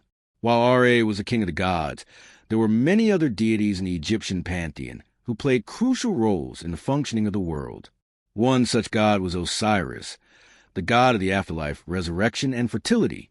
Osiris is one of the most famous figures in Egyptian mythology, and his story is a central theme in Egyptian religious practice. Osiris was originally the god of agriculture and the fertile Nile, and he was revered as a bringer of life. However, his myth is one of death and resurrection, embodying the cycle of life that the Egyptians saw reflected in the rising and falling of the Nile each year. Osiris' story involves his murder by his brother Set, the god of chaos and disorder. Set, jealous of Osiris' power and influence, trapped him in a coffin and threw it into the Nile, where it was carried away and sealed in a tree. Osiris' wife, Isis, devastated by his disappearance, searched for his body and, with the help of her sister Nephthys, resurrected him. However, Osiris was not able to remain in the world of the living. Instead, he became the ruler of the afterlife, overseeing the dead and ensuring the continuation of life through the rebirth of the Nile. Osiris' death and resurrection became a powerful symbol of the eternal cycle of life and death, a cycle that was mirrored in the agricultural patterns of Egypt and the belief in the soul's journey to the afterlife. Osiris' wife, Isis, is another central figure in Egyptian mythology. She is the goddess of magic, motherhood, and fertility, and she was worshipped throughout Egypt as a powerful and protective deity. Isis is often depicted as a woman with a throne-shaped crown and an ankh in her hand, symbolizing life and power. Her role in the resurrection of Osiris made her one of the most revered goddesses in ancient Egypt, as she was believed to possess great magical powers that could bring about life, healing, and protection.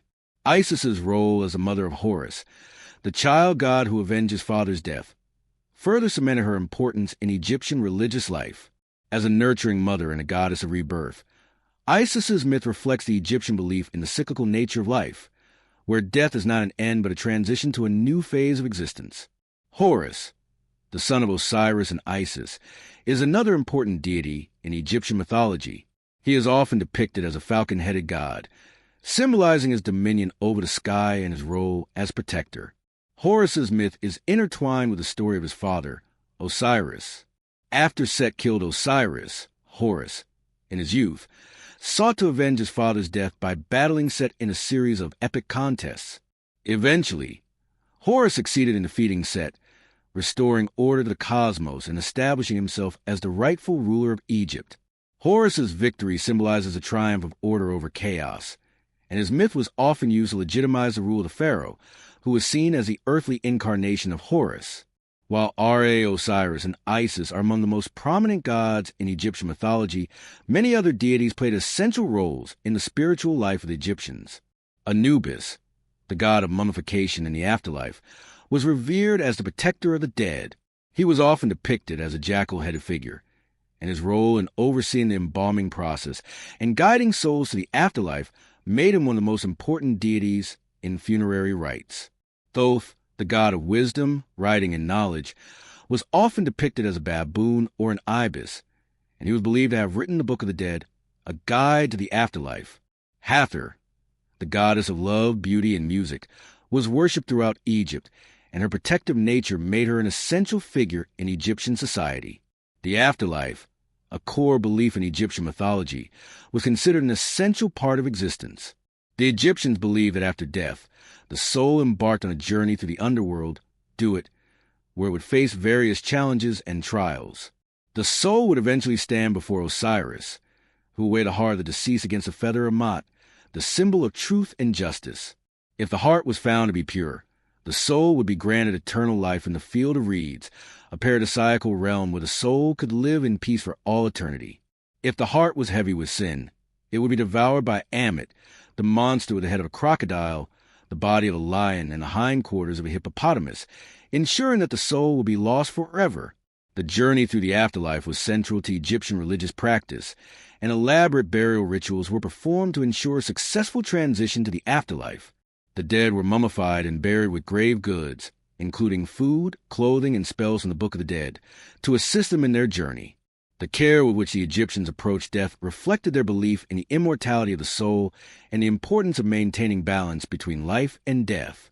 In conclusion, Egyptian mythology offers a profound and complex view of life, death, and the natural world. The gods and goddesses of Egypt, from Ra and Osiris to Isis and Horus, were integral to the understanding of cosmic order and the afterlife. Their myths illustrated the cyclical nature of existence, where life and death were inextricably linked and the forces of creation and destruction were part of a greater harmony. The Egyptians' reverence for the gods and their belief in an eternal afterlife continue to captivate us today, offering timeless insights into humanity's quest for meaning and understanding in the face of life's most profound mysteries.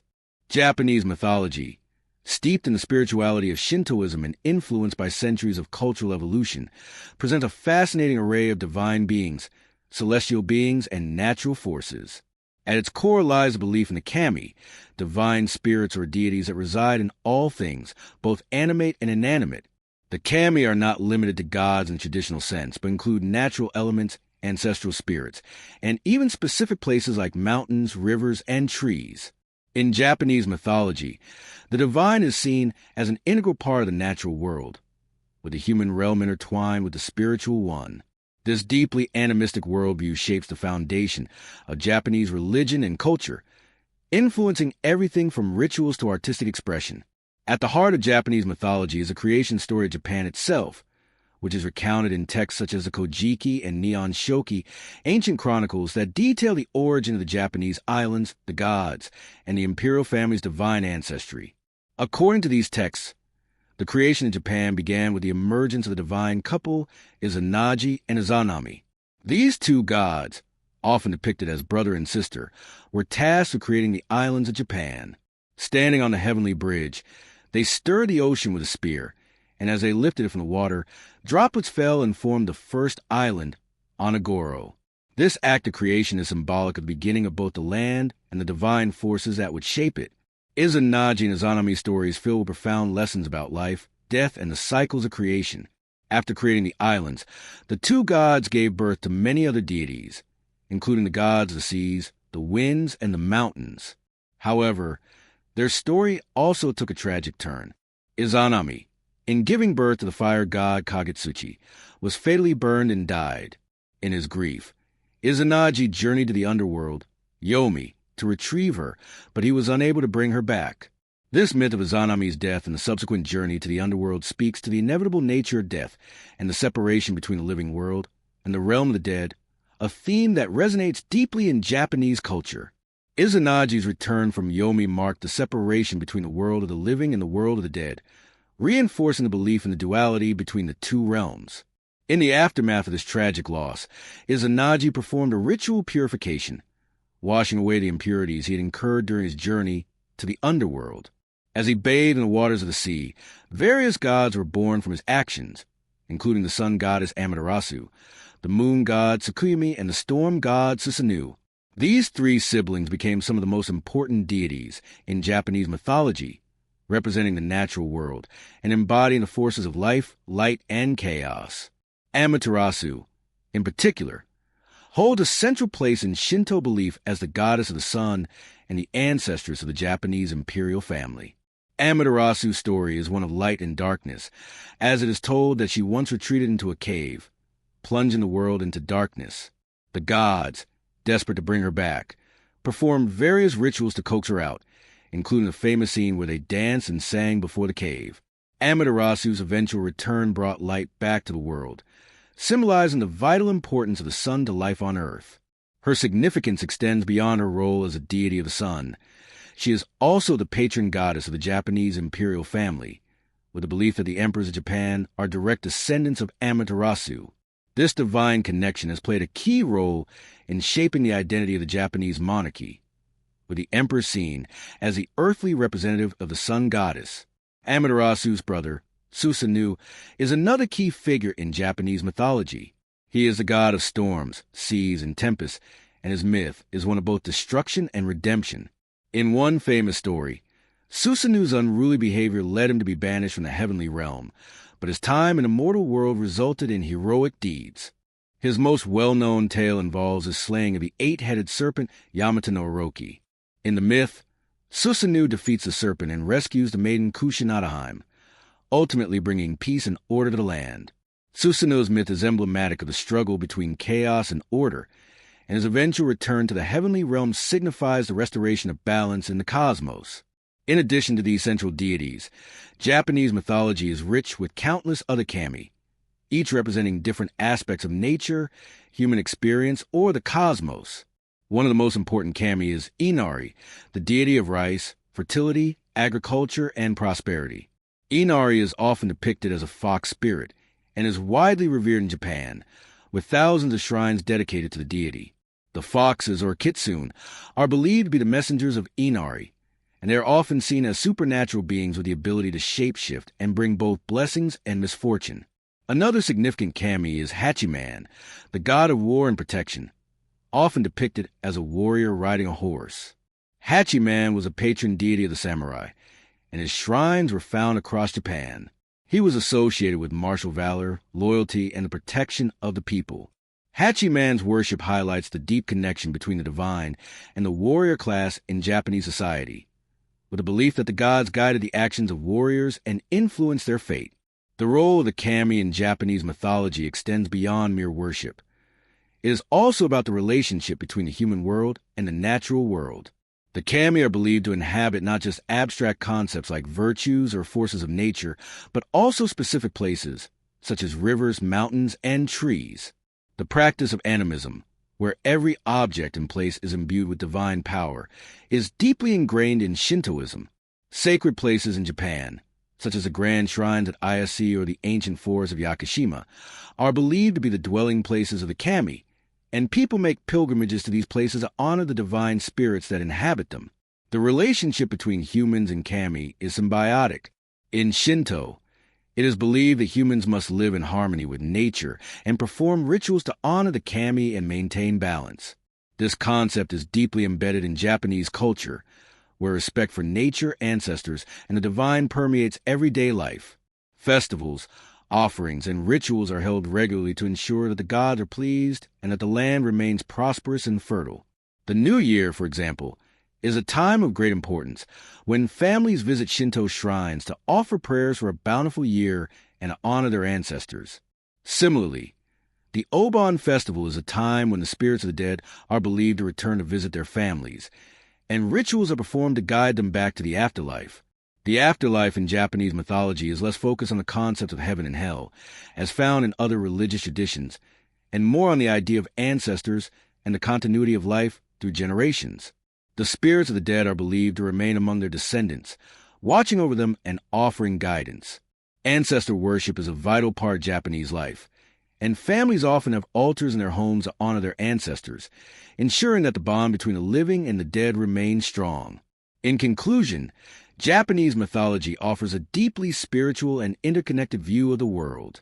The kami, gods, spirits, and natural forces are seen as essential parts of the cosmos, influencing every aspect of existence, from the creation of Japan to the cycles of nature and the lives of individuals. Through the myths of Amaterasu, Susanoo, Izanagi and Izanami. The ancient Japanese people expressed their understanding of creation, death, and the delicate balance between order and chaos. The relationship between humanity and the kami is one of reverence, respect, and harmony, with the divine forces ever present, shaping the world and guiding the Japanese people on their spiritual journey. Greek mythology, one of the most well-known and influential mythological systems in the world, offers a detailed and richly complex view of the cosmos, the origins of life, and the divine forces that govern all aspects of existence.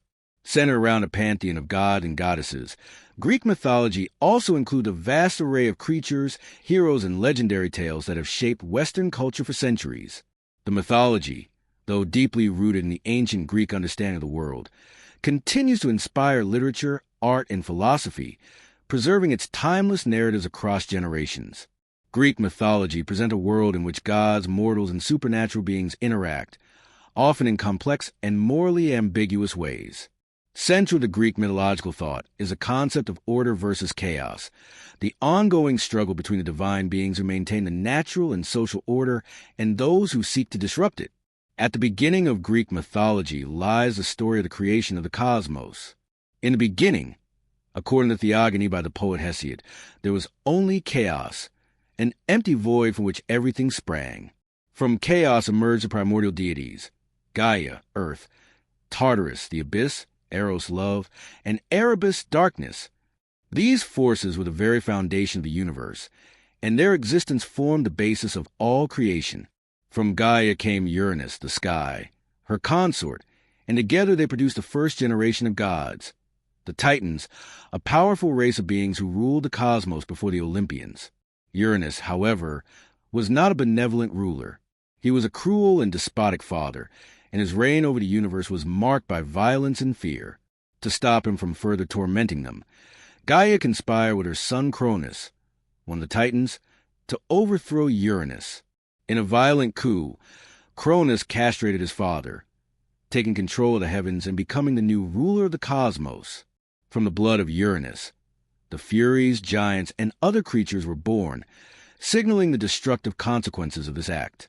Cronus' ascension marked the beginning of a new era, but also set the stage for his own downfall. Cronus, despite his victory over Uranus, was not a kind ruler. Fearing that one of his own children would overthrow him as he had done to his father, he swallowed each of his offspring as soon as they were born. This gruesome act set the stage for one of the most famous stories in Greek mythology, the birth and eventual rebellion of Zeus, the youngest son of Cronus. Rhea, Cronus' wife, desperately sought to save her children. When Zeus was born, she tricked Cronus by giving him a stone wrapped in swaddling clothes, which he swallowed instead of the infant. Zeus was secretly raised in a cave on the island of Crete, where he grew strong and prepared to challenge his father's reign.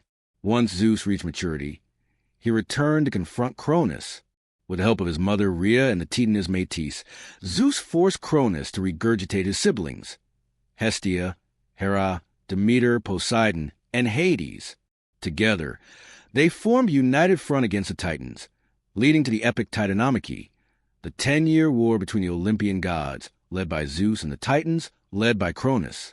The Olympians were ultimately victorious, thanks to the aid of the Cyclopes and the Cinemanes, whom Zeus freed from their prison in Tartarus. In gratitude, the Cyclopes forged Zeus' famous thunderbolt, a weapon that would become synonymous with his power. With the defeat of the Titans, the Olympian gods assumed their places in the heavens. Zeus became the king of the gods, reigning over the sky and thunder, while his brothers, Poseidon and Hades, ruled the seas and the underworld, respectively. Together, the three brothers divided the world among themselves, establishing order in the cosmos. However, the gods' rule was not without conflict. The Olympians, like their predecessors, often found themselves entangled in power struggles, rivalries, and conflicts both among themselves and with other beings, including mortals and other supernatural entities. One of the most important aspects of Greek mythology is the relationship between gods and mortals. The gods, though divine and powerful, were not distant or detached from human affairs. They frequently intervened in the lives of mortals, often in unpredictable and sometimes capricious ways. Many of the gods were known to fall in love with mortals, fathering heroes and demigods, or to punish those who defied them or committed offenses against the divine order. The Greek gods were not all-knowing or all-powerful. Rather, they were deeply human in many ways, displaying emotions like jealousy, pride, love, and anger.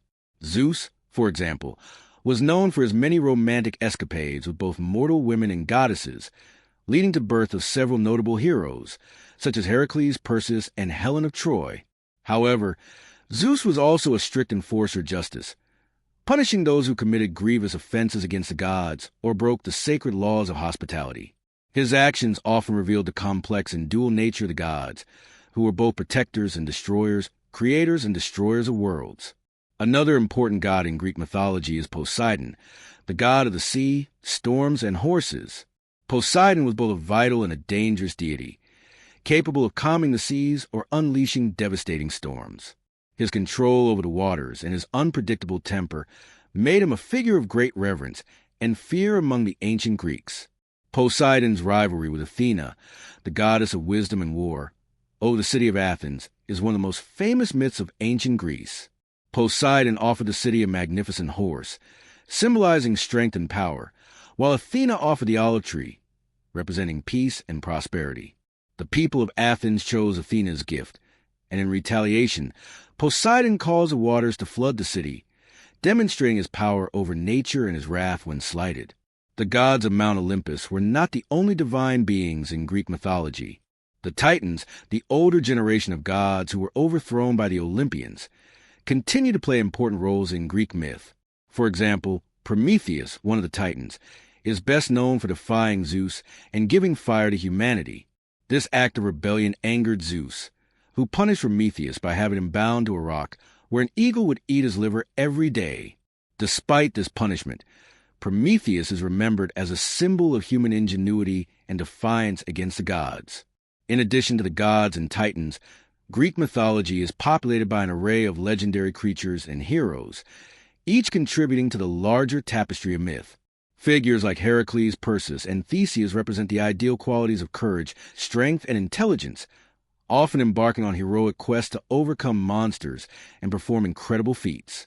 These heroes, while mortal, often received divine aid and had gods as parents, emphasizing belief in a close relationship between the divine and human realms. The stories of Greek mythology also highlight the themes of fate and destiny. The concept of Moira or fate was central to Greek thinking, and even the gods themselves were bound by it. The three fates, Clotho, Lachesis, and Atropos, spun, measure, and cut the threads of life, determining the lifespan and destiny of all creatures, mortal or divine. Even the gods were not free from the influence of fate, and many myths explore the consequences of defying or attempting to alter one's destiny. In conclusion, Greek mythology offers a rich and dynamic framework for understanding the world and human nature. Through the tales of the gods, titans, and heroes, the ancient Greeks explored complex themes such as creation, power, justice, love, and fate. The gods, though divine, were often depicted as flawed and human-like, making them relatable to the people who worshipped them. The mythological stories serve not only as religious teachings, but as a way to understand complexities of life and the natural world. Greek mythology continues to captivate us today, offering timeless lessons and insights into the human experience and our relationship with the divine. Celtic mythology, a tradition steeped in ancient lore, is a fascinating tapestry of gods, heroes, and mystical beings that reflect the deep connection the Celts had with nature, the spiritual world, and the cycles of life. Originating from the Celts of ancient Ireland, Scotland, Wales, and parts of France, Celtic mythology is a unique blend of animism, folklore, and religious belief. Central to the Celtic worldview is the concept of the otherworld, a realm of magic, spirits, and the afterlife that coexists with the mortal world. It is a place of mystery and wonder, where time flows differently and the boundaries between life and death are fluid. In this world of enchantment, gods and mortals interact, and heroes embark on quests that span both realms. At the heart of Celtic mythology are the Tuatha Dé Danann, a divine race of gods and goddesses who are said to have once ruled Ireland. Their name translates to the people of the goddess Danu, and they are often depicted as powerful, magical beings associated with nature, fertility, and the arts. The Tuatha Dé Danann are central to many of the most important myths in Irish mythology, and their stories have shaped the cultural and religious landscape of the Celtic people for centuries. Their arrival in Ireland is described as a dramatic event, one that marked the beginning of a new era for the land. According to myth, the Tuatha Dé Danann arrived in Ireland in a cloud of mist, their ships shrouded in magical fog. Their descent from the sky was seen as a divine intervention, signaling the arrival of a new and more prosperous age for the people. The Tuatha Dé Danann were not the first inhabitants of Ireland, however. Before their arrival, the land was ruled by the Fomorians, a race of giants and dark beings associated with chaos and destruction. The Fomorians were depicted as formidable and fearsome, and their reign was marked by their oppressive rule over the mortal inhabitants of Ireland. The Tuatha Dé Danann, however, sought to challenge the Fomorians and overthrow their tyrannical rule. This conflict between the two races reached its climax in the Battle of Mag Tuired, one of the most significant and legendary events in Celtic mythology. In this battle, the Tuatha Dé Danann fought bravely against the Fomorians, ultimately defeating them and establishing their dominance over the land. This victory was not only a triumph of divine power over chaos, but also a symbolic victory for order, civilization, and the natural forces of the world. Following their victory, the Tuatha Dé Danann became the ruling deities of Ireland, bringing prosperity, wisdom, and fertility to the land. They taught the people the arts of agriculture, medicine, and craftsmanship, and their influence was felt in every aspect of daily life. The Tuatha Dé Danann were seen as the bringers of civilization and culture, embodying the values of wisdom, strength, and harmony with nature. The most famous members of the Tuatha Dé Danann are the gods and goddesses who personify various aspects of life, nature, and the cosmos. Among the most well-known is the god Dagda, often referred to as the good god, or the all-father of the Tuatha Dé Danann. Dagda is a figure of immense power and wisdom, associated with fertility, abundance, and protection. He is often depicted carrying a magic cauldron that never runs out of food, symbolizes his role as a provider of life and nourishment. Dagda's large club, which could both kill and heal, represents his dual nature as a god of both destruction and restoration. He is a symbol of the balance between life and death, creation and destruction, and the cyclical nature of existence. Another important deity in the Tuatha Dé Danann pantheon is Brigid, the goddess of poetry, healing, fertility, and smithcraft. Brigid is often depicted as a radiant and compassionate figure, embodying the creative forces of nature. Her importance to the Celts is reflected in her connection to the festival of Imbolc, which marks the beginning of spring and is dedicated to her. Brigid's role as a goddess of healing and wisdom made her a beloved figure among the people, and her influence extended beyond the divine realm into the mortal world, where her blessings were sought by those in need of protection, guidance, and inspiration. Lugh, another prominent member of the Tuatha Dé Danann, is the god of the sun, light, and arts. Known for his skill in many areas, Lugh is a god of multiple talents, representing the Celtic ideal of the well-rounded individual. He is often depicted as a warrior, a master of crafts, and a symbol of the sun's life-giving energy. Lugh's myth is filled with heroic feats, such as his victory over the Fomorians in the Second Battle of Mag Tuired, where he uses his skills as a strategist and warrior to lead the Tuatha Dé Danann to victory. Lugh's association with the sun and light also ties him to the cycles of nature, particularly the harvest, and he is celebrated in the festival of Lughnasadh, a time of feasting and thanksgiving for the bounties of the earth. While the Tuatha Dé Danann are primarily associated with the natural world, they also represent the spiritual and supernatural forces that govern the universe. The Celtic belief in the otherworld is central to their mythology. The otherworld is a magical realm that exists parallel to the mortal world, but is hidden from the ordinary senses. It is often depicted as a place of eternal youth, beauty, and harmony, where time does not exist in the same way as it does in the human realm. The gods and heroes of Celtic mythology frequently travel to the otherworld, either to gain wisdom, find treasures, or undertake heroic quests. The otherworld is not a place of eternal paradise, but a complex realm of both beauty and danger. It is often seen as a place where the laws of nature and reality do not apply in the same way as they do in the mortal realm. In some myths, the otherworld is a place where the dead dwell, while in others, it is a realm of eternal youth and magical power.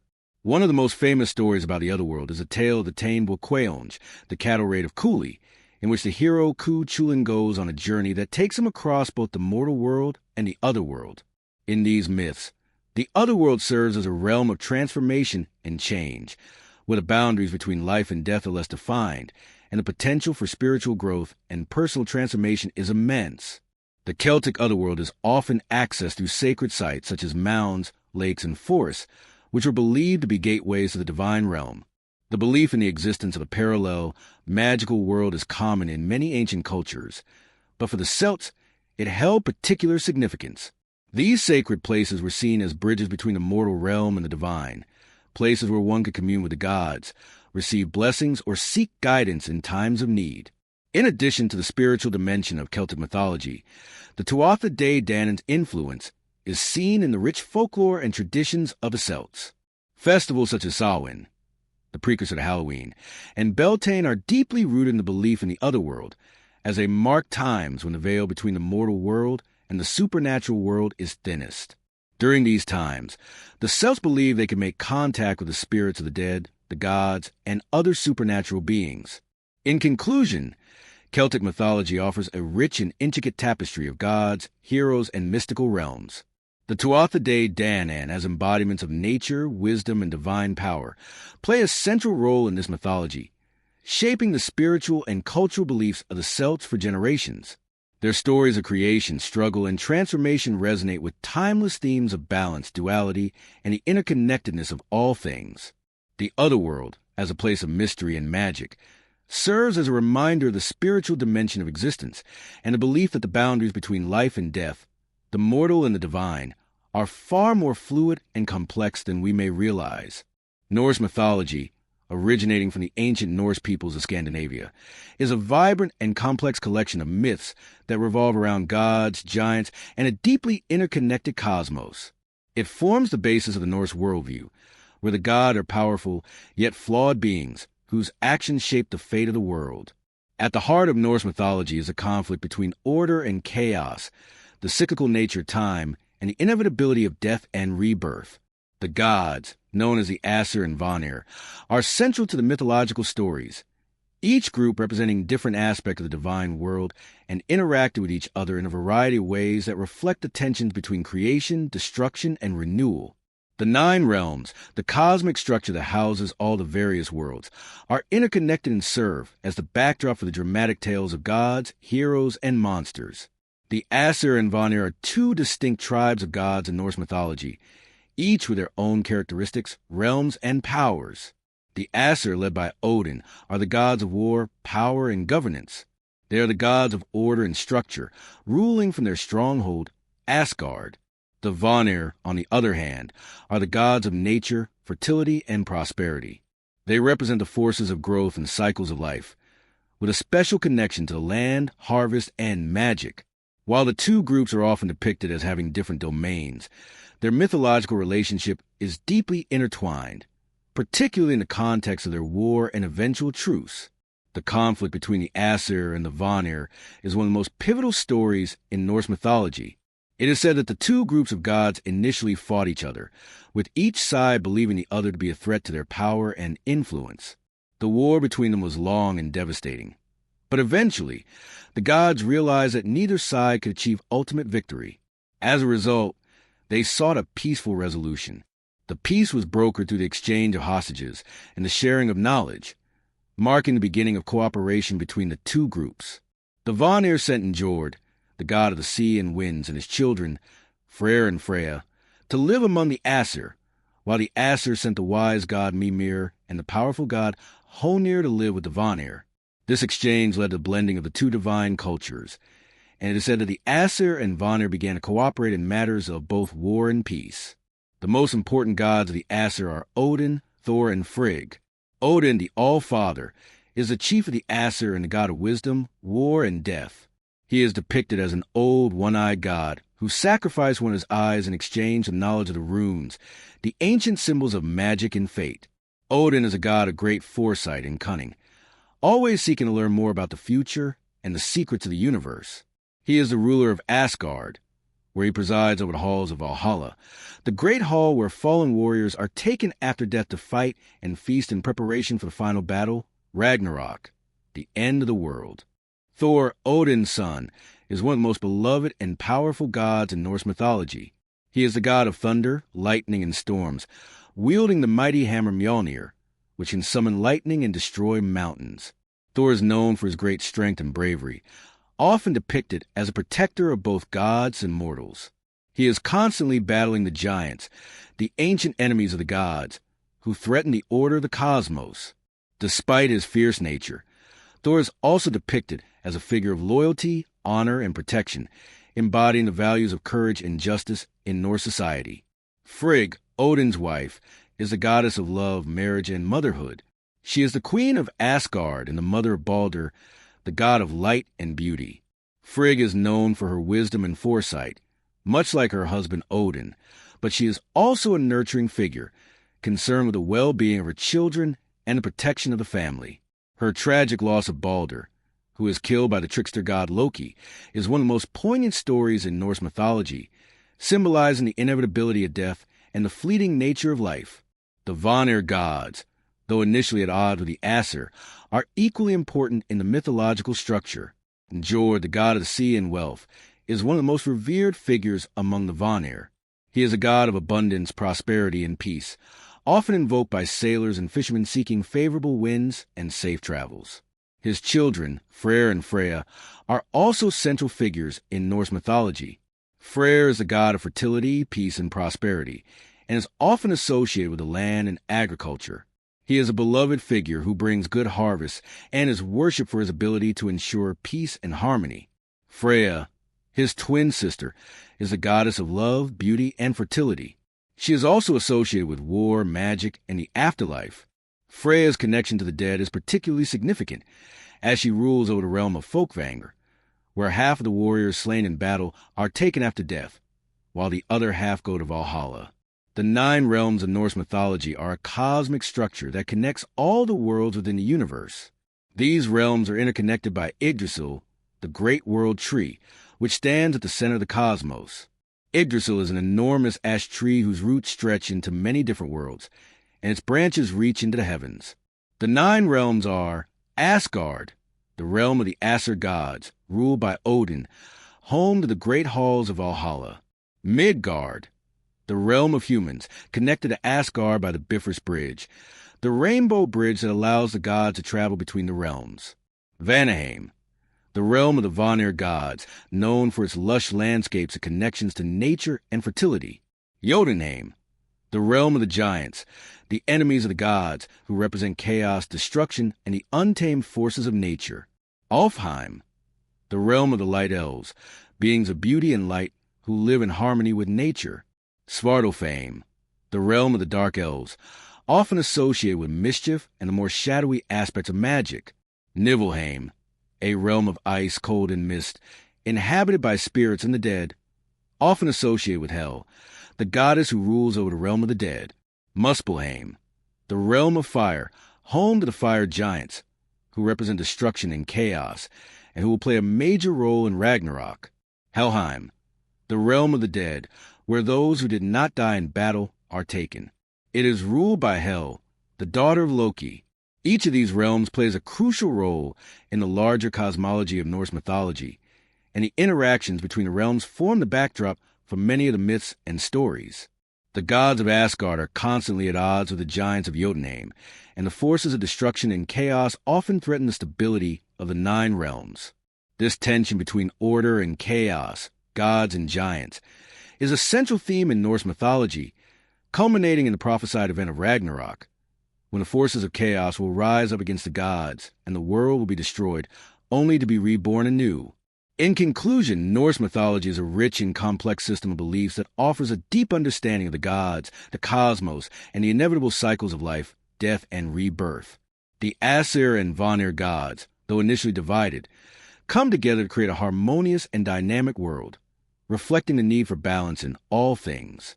The 9 realms, connected by Yggdrasil, serve as a reminder of the interconnectedness of all life and the constant struggle between order and chaos that defines the Norse view of the universe. The gods of Asgard, with their strengths, flaws, and complex relationships with mortals, provide timeless lessons on courage, honor, and the acceptance of fate, making Norse mythology an enduring and powerful tradition. Egyptian mythology, one of the oldest and most enduring mythological traditions in the world, is a vast and intricate system of beliefs that shaped the culture, religion, and daily life of ancient Egypt for thousands of years. At its heart is a deep reverence for the gods and the forces of nature, which were seen as interconnected and essential for maintaining the cosmic order, known as Ma'at. This concept of balance and harmony governed not only the physical world, but also the spiritual realm, where the gods played a crucial role in the creation of the world, the maintenance of life, and the journey of the soul. Central to Egyptian mythology are the gods of creation, such as Ra, Osiris, Isis, and Horus, whose stories have had profound influence on religious thought throughout history. Their myths not only explain the origins of the world, but also the complex and eternal nature of life, death, and the afterlife. The creation myth of ancient Egypt is a foundational narrative that explains how the world came into being and how the gods emerged to govern it.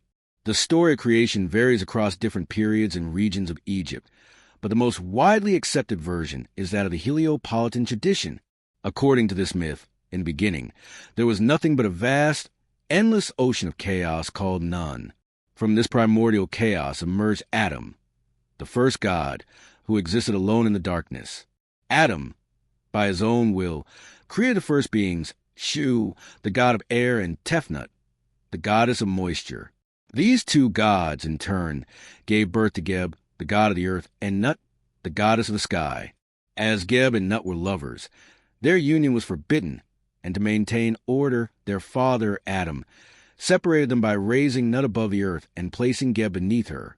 From this union, a series of gods and goddesses emerged, each ruling over a different aspect of the world. The story of creation is not just a simple account of the formation of the world, but a symbolic representation of the cosmic order.